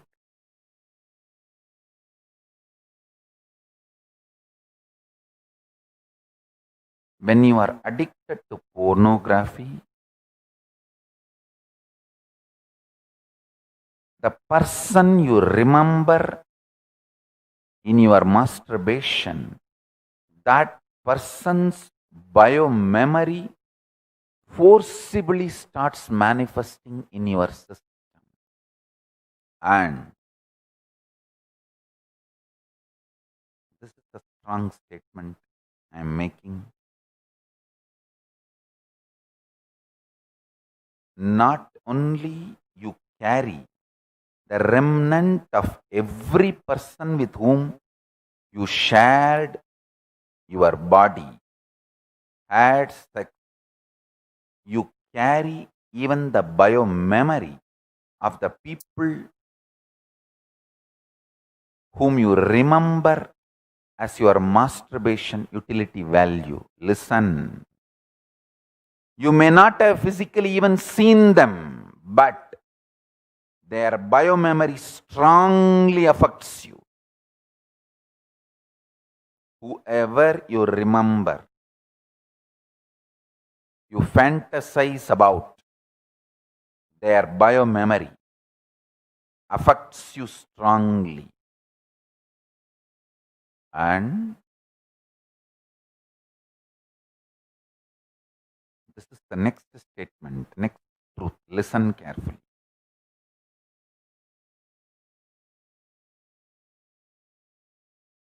Most of the porn stars suffer with a deep depression,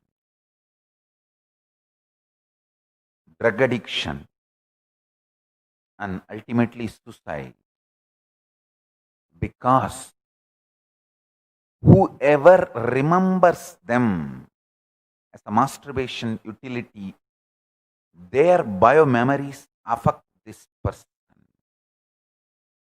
Please understand, we are not separate islands as we imagine. Even islands are not separate. They are all interconnected below the ocean. Ocean is just a skin deep on planet Earth. Why don't you guys understand? Island is not island, is not island. Listen to this statement. Island is not island, is not island. Island is not island. Ocean. If you compare the depth of the ocean to the size of the planet Earth, it is just skin deep. Not even more than a skin deep. Even the deepest ocean is only a skin deep. Island is not island. None of us are islands.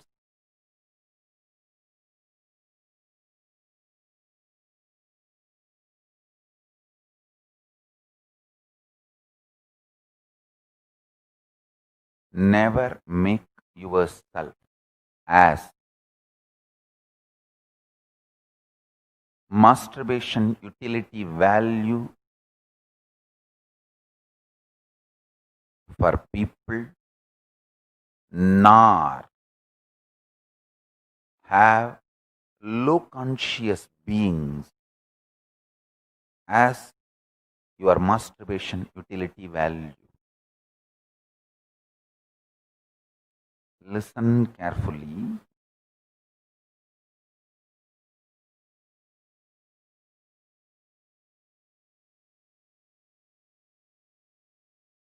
In biomemory level, all of us are deeply connected.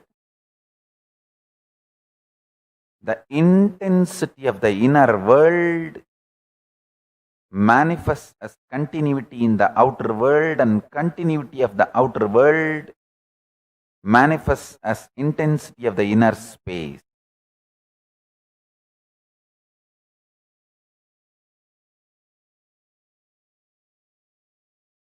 Next statement I'm going to make. I'm making multiple independent statements in this satsang. Listen to this satsang 3-4 times. You will understand the multiple independent statements are all connected. Sutre manigana iva. The message today I spelled out, the first few lines. From that message, just see all the independent statements I am making. They are all connected like Sutre manigana iva. Next statement I am making, listen. Length dimension expanding in its infinite possibilities gives birth to breadth dimension. Breadth dimension and length dimension expanding with their infinite possibilities give birth to depth dimension. Length dimension, breadth dimension, depth dimension, all three together, expanding with its infinite possibilities, give birth to time dimension. Length, breadth, depth, time, all four, giving birth to its infinite possibility and expanding gives birth to space dimension. At someday, scientists will prove what I am saying. I am just mapping some of the greatest principles of 36 tattvas described, defined in the cosmic knowledge and penned in Sanskrit. I should not say penned, spelled. That's the right word. Because Vedas are spelled, not penned. Penned much later to protect it from invaders.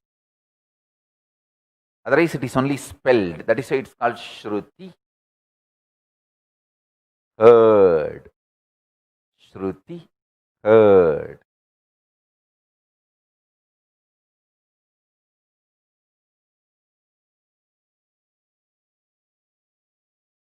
Listen.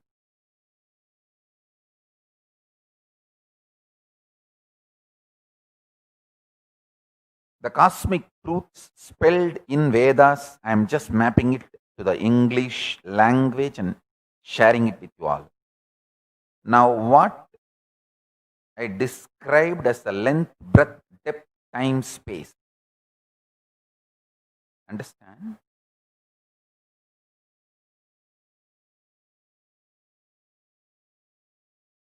The time and spaces continuum of time space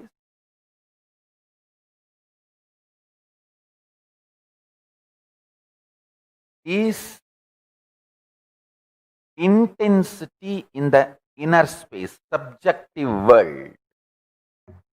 It is dependent on continuity in the objective world. Listen.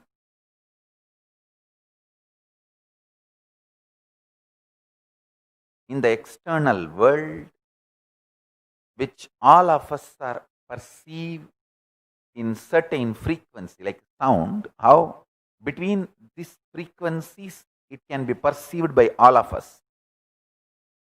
There is some scale between this unit to this unit, all of us can hear. If it goes down, then this unit, normal human beings can't hear.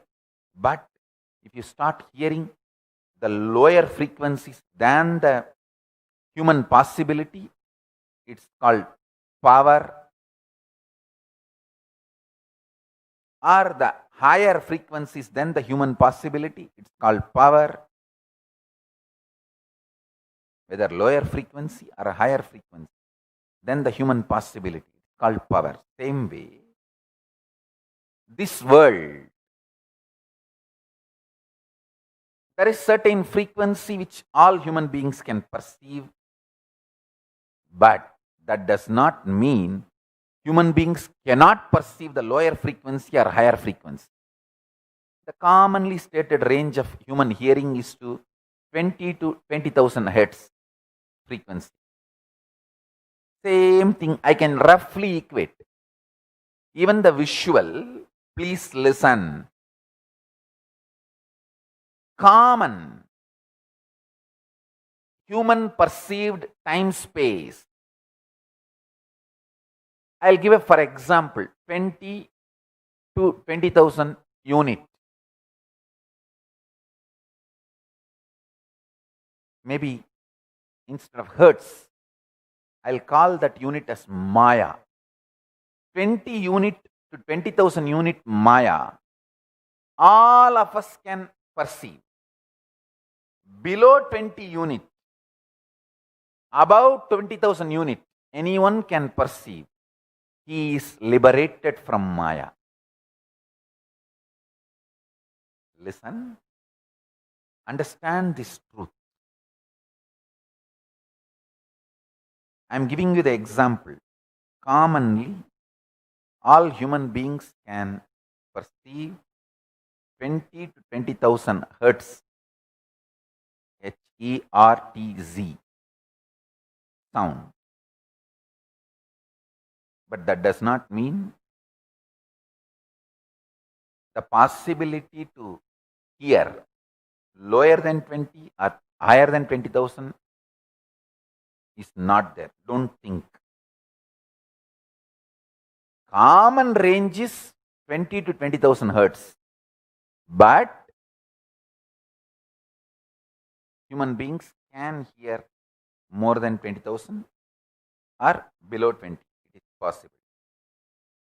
When you start hearing that, you start manifesting powers. So now listen.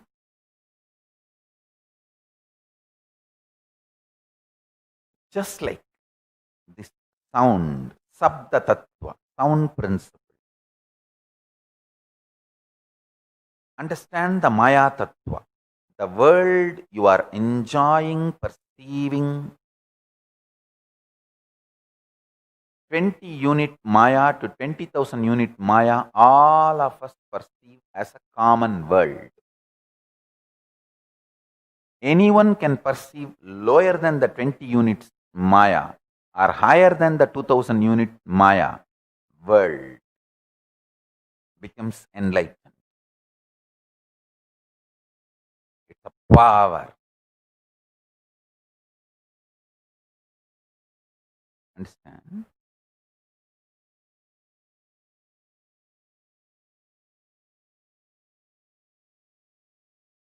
In the innermost core of you,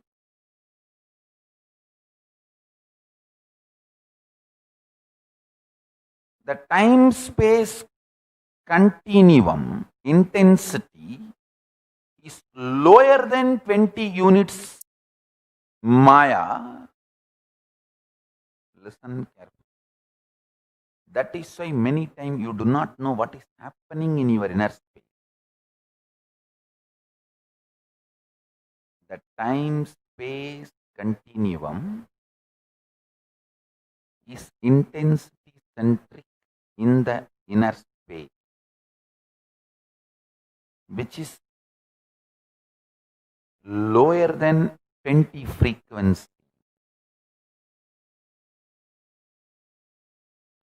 That is why many times you do not know what causes your inner space, good or bad, right or wrong, inspiration or dullness.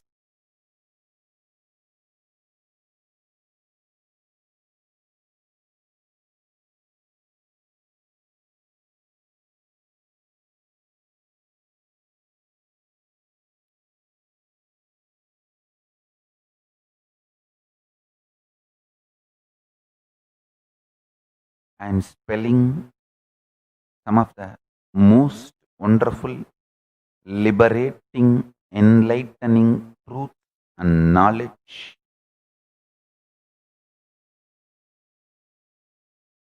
Anyone grasp the intensity happening as continuum in your time space inside the subjective space. It's liberated once for all from all the tantrums of your mind. Your mind is your boyfriend who just won lottery for a few $1 billion, or your girlfriend having heavy period. Boyfriend won the lottery will not be, you will not be able to control. Girlfriend who has a heavy periods, you won't be able to control. Both will throw tantrum.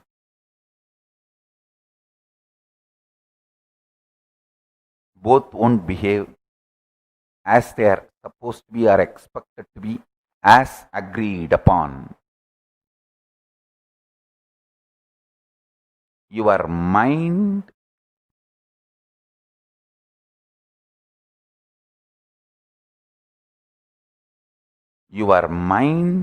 will stop throwing all tantrums if you can reach the continuum of the time-space intensity, which is lower than 20 unit Maya, through unclutching. Unclutching helps you to go to the lowest frequency of Maya, which common man cannot perceive, and it helps you to go to the core continuum between time and space, which I call as intensity. And when you touch that space, your mind stops throwing tantrum. It will not throw tantrum. Once for all in your life, you are free from your mind. I tell you. When Arunagiri Yogeshwara touched my Anandagandha, and that is the moment I experienced the universe lower than 20 frequency Maya, 20 hertz, 20 Maya frequency. Now whatever I am saying, I will tell them to make a beautiful documentary with a visual description. Actually, if you consider time and space as a burger, the inside, the center filling is intensity in the inner world. In the outer world, the same thing is continuity. So all of us enjoy between 20 to 20,000 intensity, continuity, frequency up and down. Lower than 20 Maya is pure intensity. Higher than 20,000 unit Maya is pure continuity. Any one you enjoy, experience, you are free from Maya. You are free from all delusion. Mind cannot throw any more tantrum to you.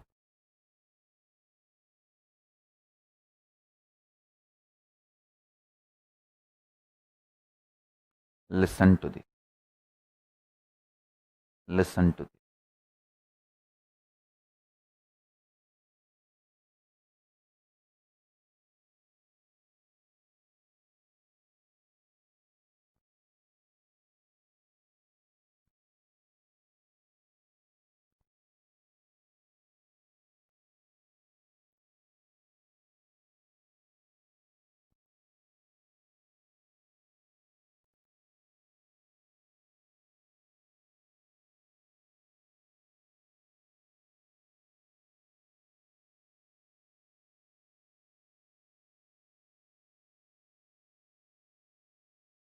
A boy slowly walks towards a girl in a library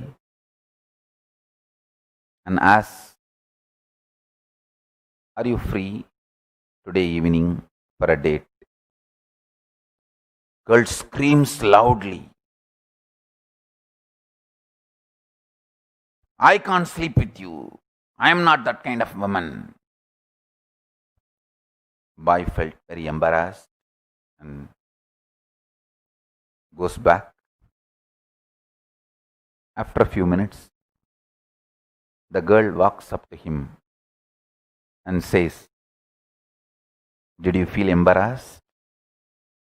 I am studying psychology, so I know how to make people feel embarrassed." The boy screams, "You dare to ask $300 per night?" The girl was shaken. Boy slowly tells, "I am a lawyer. I know how to make people guilty." Understand? Your mind is either a girlfriend studying psychology or a boyfriend lawyer.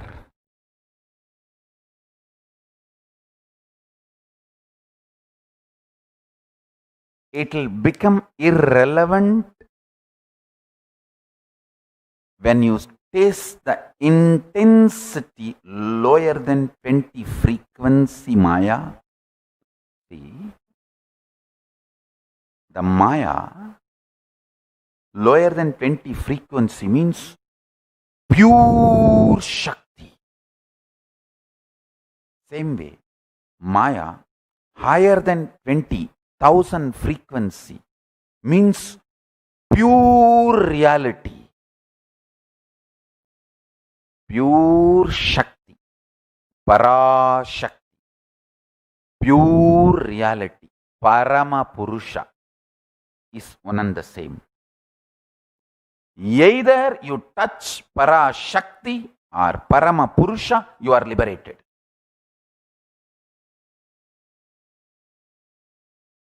In both, you are liberated.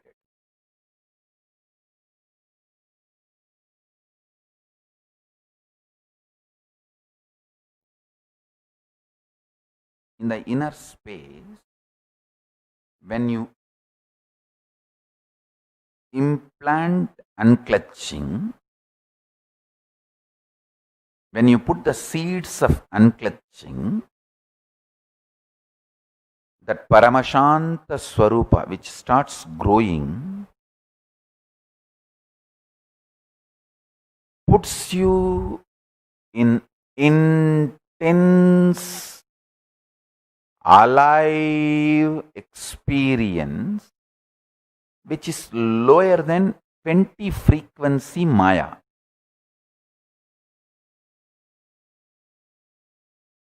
Or the passionate, involved, intense activities of the body, yoga, puja, all those working on the body raises you beyond the 20,000 unit Maya, gives you the experience of pure reality, which is continuity, that also liberates you from Maya. I tell you, Hinduism is absolutely liberation-centric tradition. We neither bother about converting people, nor bother about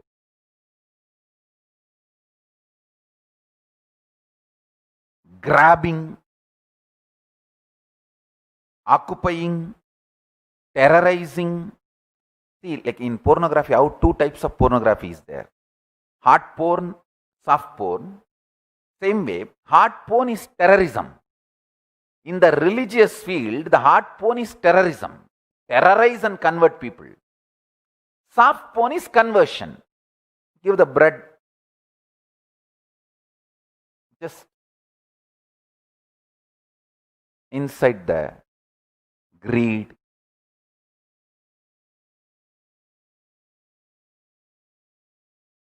Charity. Use all possible the goody image building mechanisms and charisma for conversion.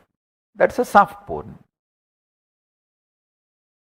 Hinduism is absolute knowledge-based tradition. Neither we bother about hard porn. In the religious field, terrorism is hard porn, hardcore porn. Conversion is soft porn. the Vedic tradition, Sanatana Hindu Dharma does not do both. It's a pure knowledge-based tradition. In Shabda Ratnavali,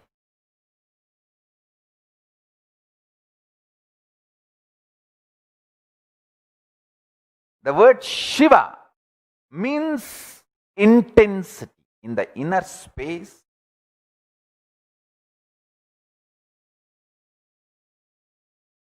The time-space continuums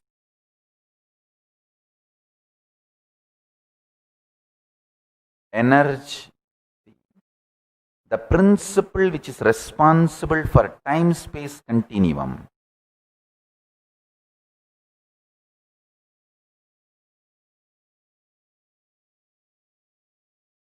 is called Shiva and Tivra, intensity and Shiva. That is the most beautiful thing in Sanskrit. It's a language of subjective experiences translated with absolute highest possible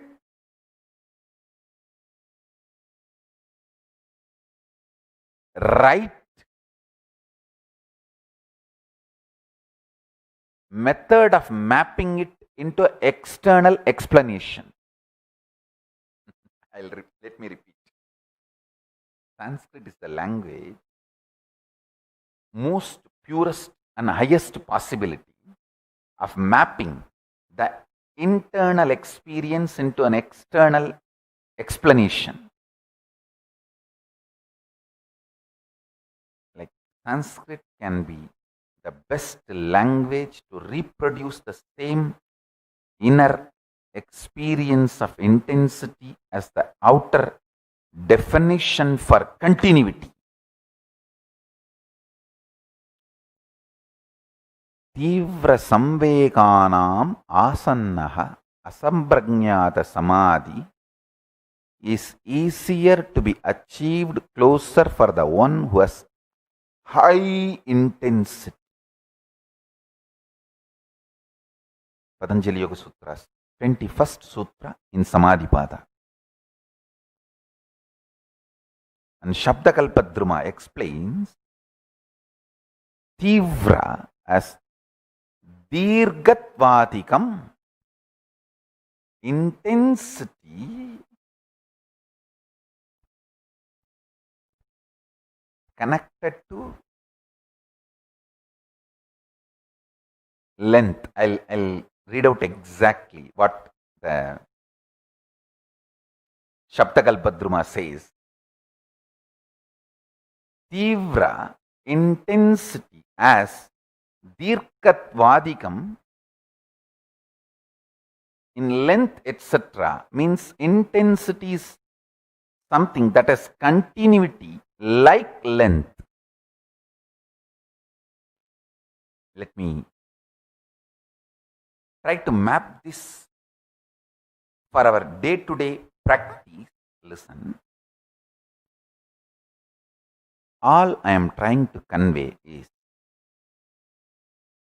if you go in your inner space through unclutching practice, you will experience the 20-unit Maya, lesser than the 20-unit Maya, core of you, which is pure intensity. That intensity is responsible for time-space connection in your inner space. With that intensity, anything you put it in the space becomes reality in time.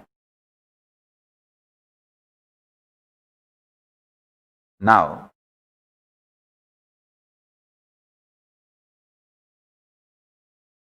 in the outer world, the continuity means beyond 20,000 unit Maya, the continuity becomes the connecting point between time and space continuum.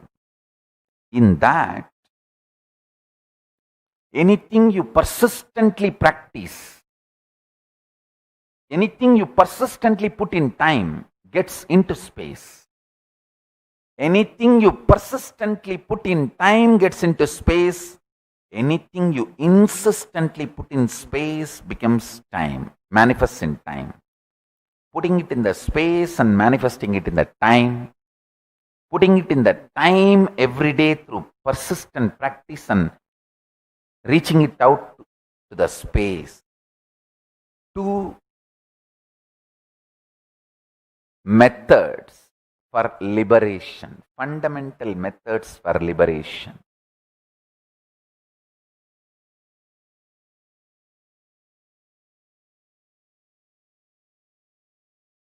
If you go lower than 20 unit Maya or higher than 20,000 unit Maya,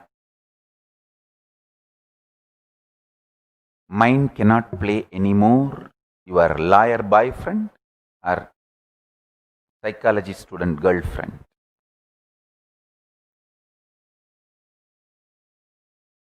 It can neither make you feel embarrassed nor make you feel guilty.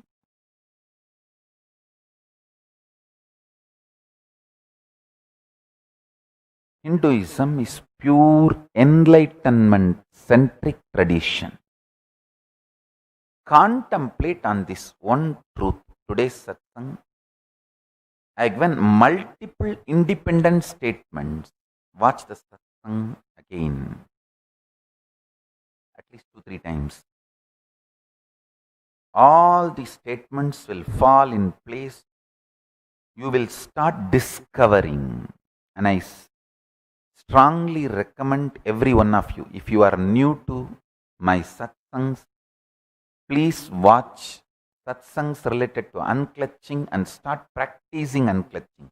I am giving you the link of how to do unclutching meditation to experience the core intensity of your life and liberate yourself from delusion, Maya, your mind, and achieve enlightenment, manifest powers. Actually, if you break this time-space continuum, you can manifest anything you want. It is just a game, play. You can manifest anything you want. Anything intensely you put it in the space will manifest in time. Anything persistently you practice in time will get into your space. One supports the other.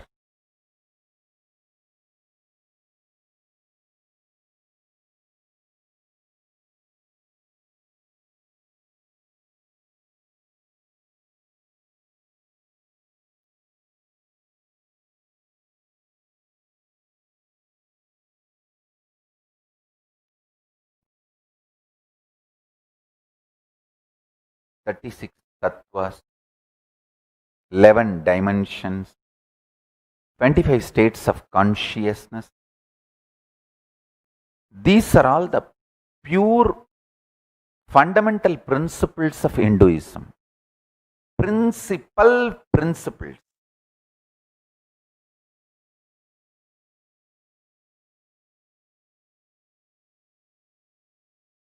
Sorry for my idli accent, like Italy accent. I know it's a little difficult with my idli accent.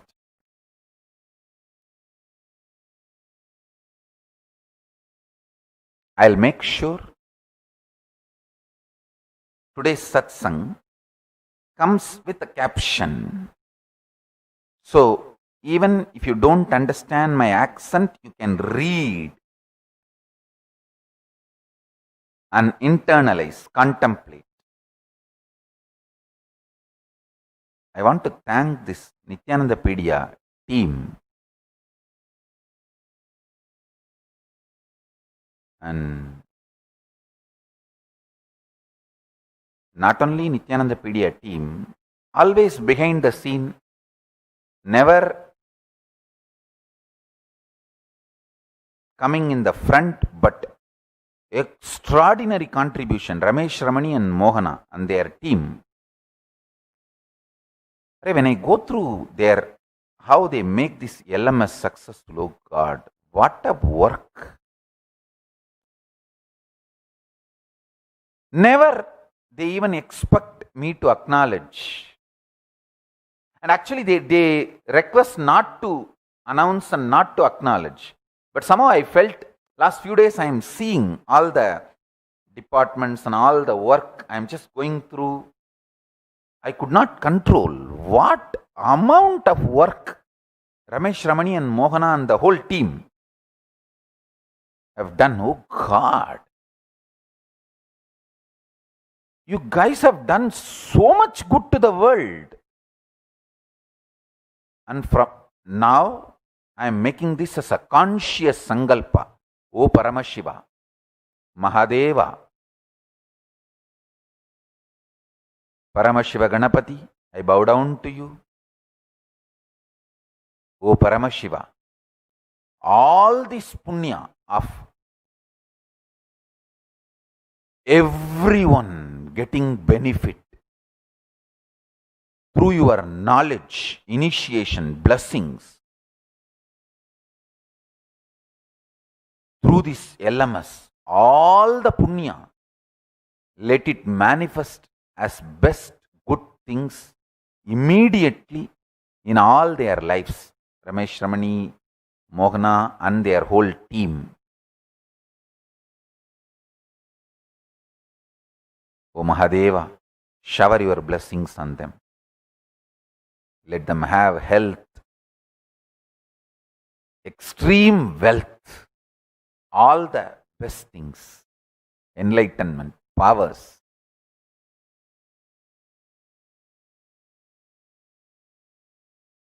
This whole organizing, it's like for a movie, just shooting is not enough. We talk so much about shooting, but after shooting, the behind the scene work, that makes a movie a movie. This LMS team is the behind the scenes team. Oh God.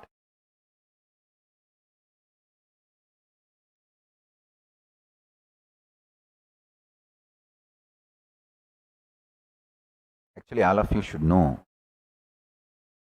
I can write softwares. I have decoded the whole thing just out of interest and curiosity, and I got into some softwares and started studying them. I'm like curious baby all the time, sitting and non-defying what is this, what is that. And I even went and studied multiple judiciary systems in the modern day, how they are evolved. Many different kingdoms.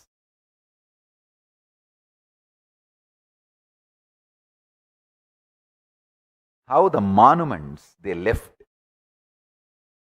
tells what was their source of inspiration and all that. See, whatever was exciting, inspiring, they built monuments for that concept in each nation. Whether it is the Roman Empire or Greek or whatever. Same way, Rajarajan Chola, Rajaraj Chola, Shiva was such an inspiring, living principle for him.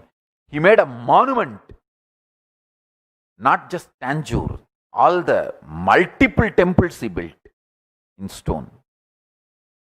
Same way, this digital world, the internet, as on now, that's the largest city in the world where 2 billion people are there at any given time. It may be floating population, but at any given time, 2 billion people are there in the internet. That's the largest city in the world. And if you look, the core builders of the internet are Hindus. So we are going to leave the greatest digital monument called Kailasa for the world. How Rajaraja left Brigadishwara temple and all the other temples to tell the world what was his inspiration. How the Egyptians left pyramids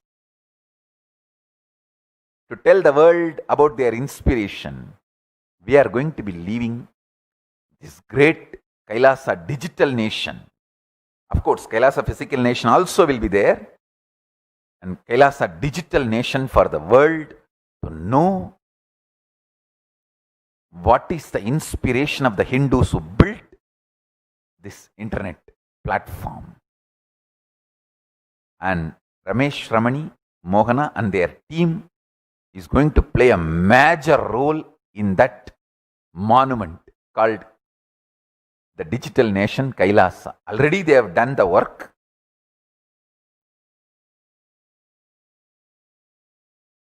And what they are expanding, the way it is going, I can see. Just out of curiosity, I was notifying all these. And I picked up this how to write code, softwares, all these. Only then I understood, oh God, so much work. Hey, even if there is some automation is used, you need to know where to put the automation and where your independent intelligence need to be active and involved. அட புக்கையே எக்ஸாமினேஷன்ல கொடுத்தாலும் கேள்வி எங்க இருக்கு பதில் எங்க இருக்குன்னு தெரிஞ்சா தானடா காப்பி அடிக்க முடியும்.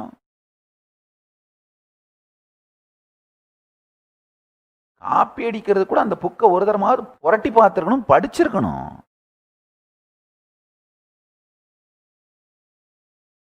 Even for copying in the examination, you should have read that book. So only then you will know where the question is, where the answer is. For copying also, otherwise you can't even copy.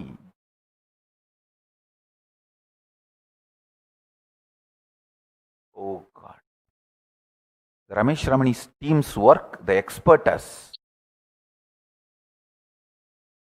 I was actually controlling me without mentioning their name for last few days. Today I thought, no, I cannot control anymore. I spelled it out. I should say, Ramesh Ramani team work is 10 times larger than Nithyananda Pedia's work.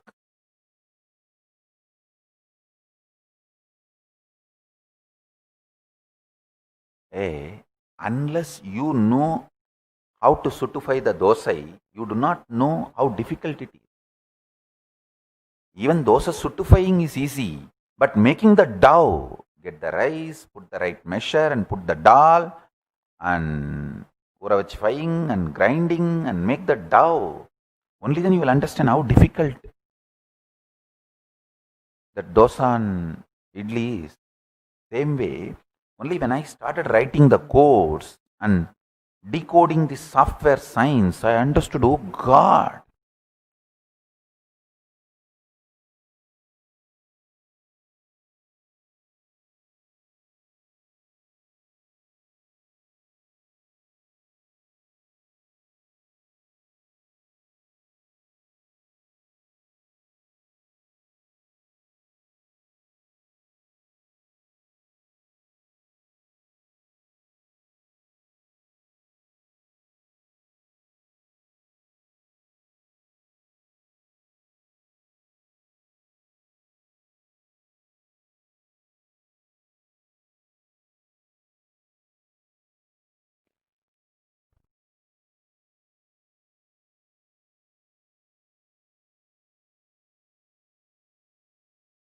I was actually sitting and notifying to understand.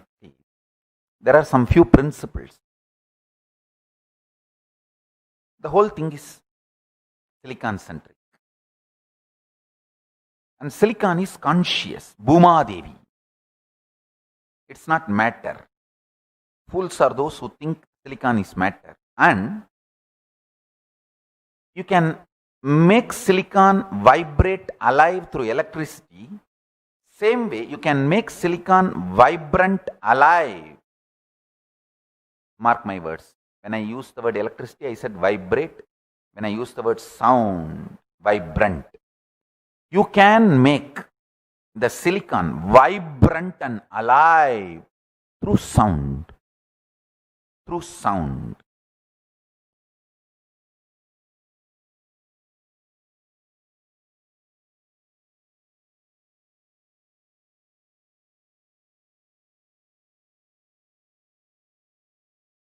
This science of making silicon alive, vibrant through sound only is practiced in many of our temples where the main deity is snake hill or just sand.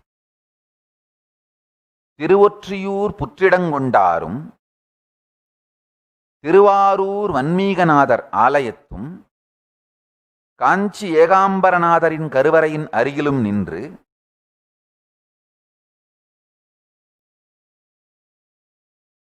the Tiruvattriyur temple, the main deity is in the form of snake hill. Tiruvarur temple, the main deity is in the form of snake hill. Kanchipuram Yegambaranadar, the main deity is in the form of just sand made. Rameshwaram, the main deity is made out of beach sand.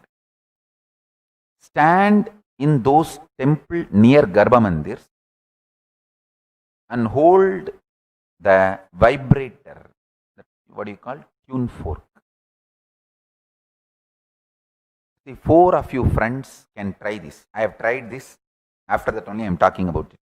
I sent 4 of my disciples to these 4 temples, made them all stand at same time with the tune fork.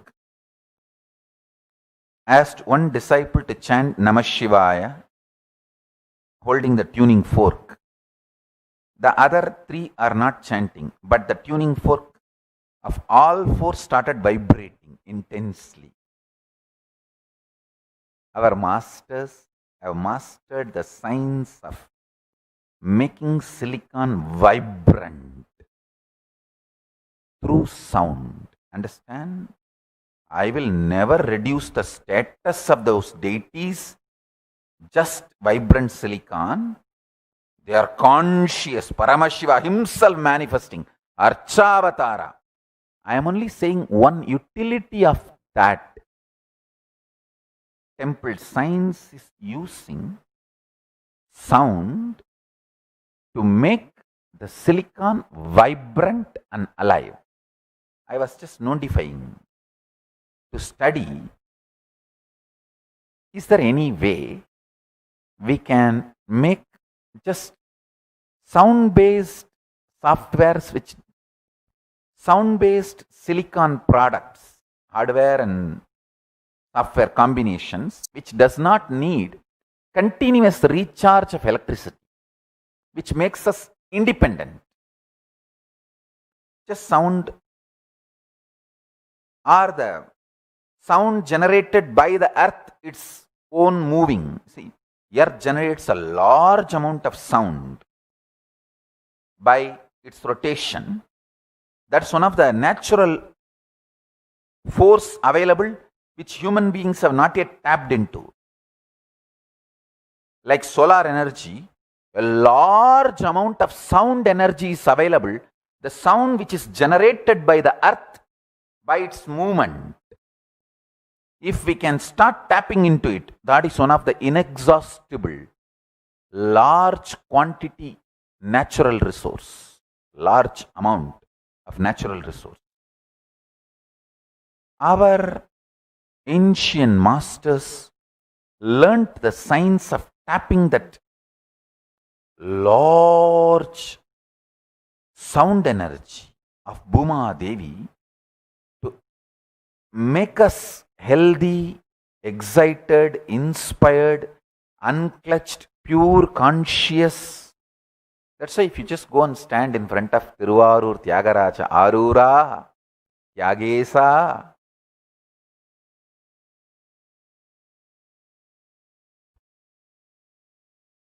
or Kanchipuram, Egambaranadar,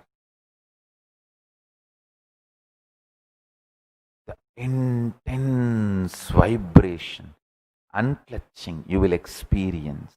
Understand, these three temples are closely connected. That is why Sundaramurti Nayanar loses both the eyes in one temple, gains one eye in one temple, another eye in the other temple. Study little deeply the Sundaramurti Nayanar's history, you will understand what I am saying. It is directly connected to a beautiful science. Sundaramurti Nayanar loses his both eyes in Tiruvattriyur temple. He gains one in Kanchipuram, another one in Tiruvarur.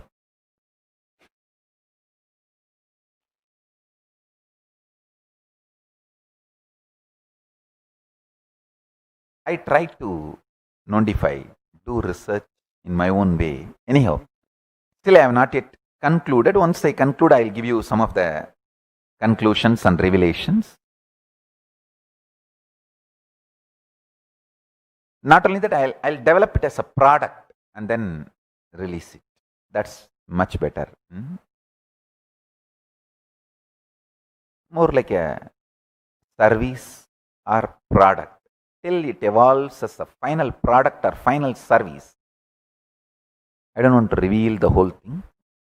Now listen to this much. When I was doing this notifying, I realized the amount of work done by Ramesh Ramani's team in this LMS. So I wanted to put this on record and give my blessings to them. And I also wanted to recommend, if you are blessed to be living in Kanchipuram, Tiruvarur, Tiruvattriyur, Rameswaram, please go to temple every day. Don't talk shit, I don't have time.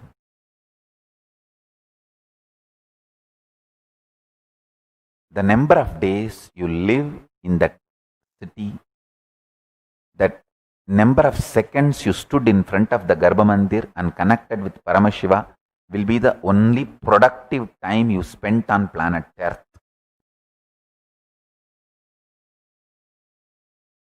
The most productive time you will have in your life is the few minutes you spent in front of Egambaranadar, Puttidangondar in Tiruvarur, Vanmiganadar.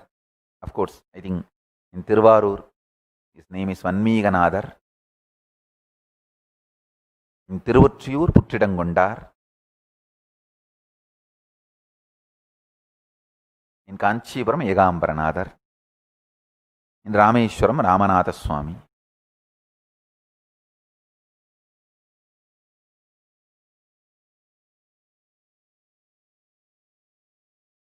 All Hindus, stop the shit of no time.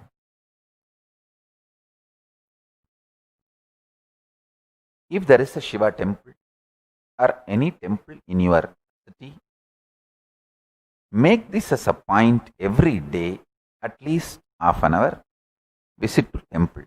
If you don't have temple in half an hour, make one temple.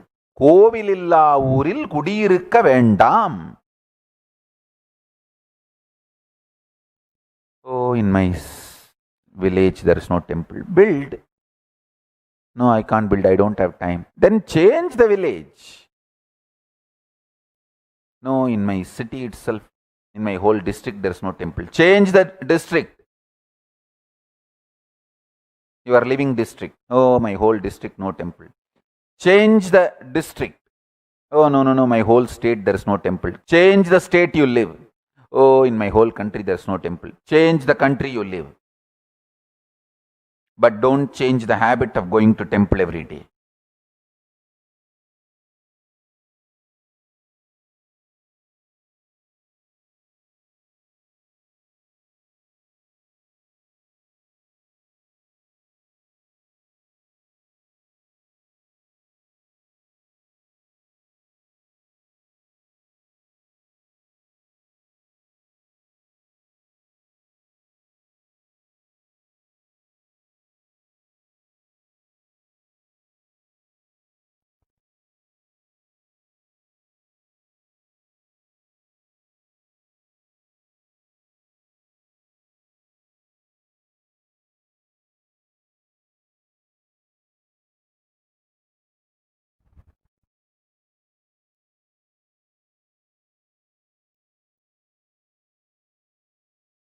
So I have given multiple understandings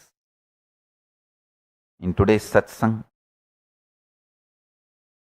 I have a Shastra Pramana to share with you all about what I said related to pornography, masturbation. Vishnu Purana, 3rd Amsha, 11th Adhyaya, 122nd and 123rd Sloka. Parataran nakacheta manasapi gatachana kimuvacha asti bando abhinasti deshu vyavayinam mruto naragamapyeti hiyate atrabi sayushaha paratarakadihi bumsam upayatrabi pidita. Listen. The translation is, do not have sex with anyone other than your committed partner. In Hinduism, in ancient times, there were people who married, sometimes 2 wives, 3 wives. I'm not going to talk about that now. I'm only translating it as it is. Do not have sex with anyone other than your committed partners, even mentally, nay, verbally. Do not even masturbate remembering anyone other than your committed partners, because in the thought level there is not even a skeleton structure for the person who is remembered lustfully during the act. Even having sex mentally, even masturbating, remembering someone other than your committed partners will lead a person to Naraka, hell, after death. While alive, it will lead to depletion of life energy, health and longevity. Those who have sex even mentally with someone other than your committed partners will experience the bio-memory of those people, fear and danger in this life and after death in both the worlds. I'll give the original verse and translation in the gist in Facebook post. Please read it. I have a lot more to expand and explain about this Hindu parliament principles, exactly mapping the Kailasa, Paramashiva's administration and parliament structure. And I'll give more details in further satsangs. I bless you all. Let's all radiate with integrity, authenticity, responsibility, enriching, casting, living Shuddhatvaita Saivam, the state, space, powers, being, super consciousness, Kailaasa of Paramashiva, Paramashivoham, Om Nithyananda Paramashivoham, eternal bliss, Nithyananda. Thank you, be blissful.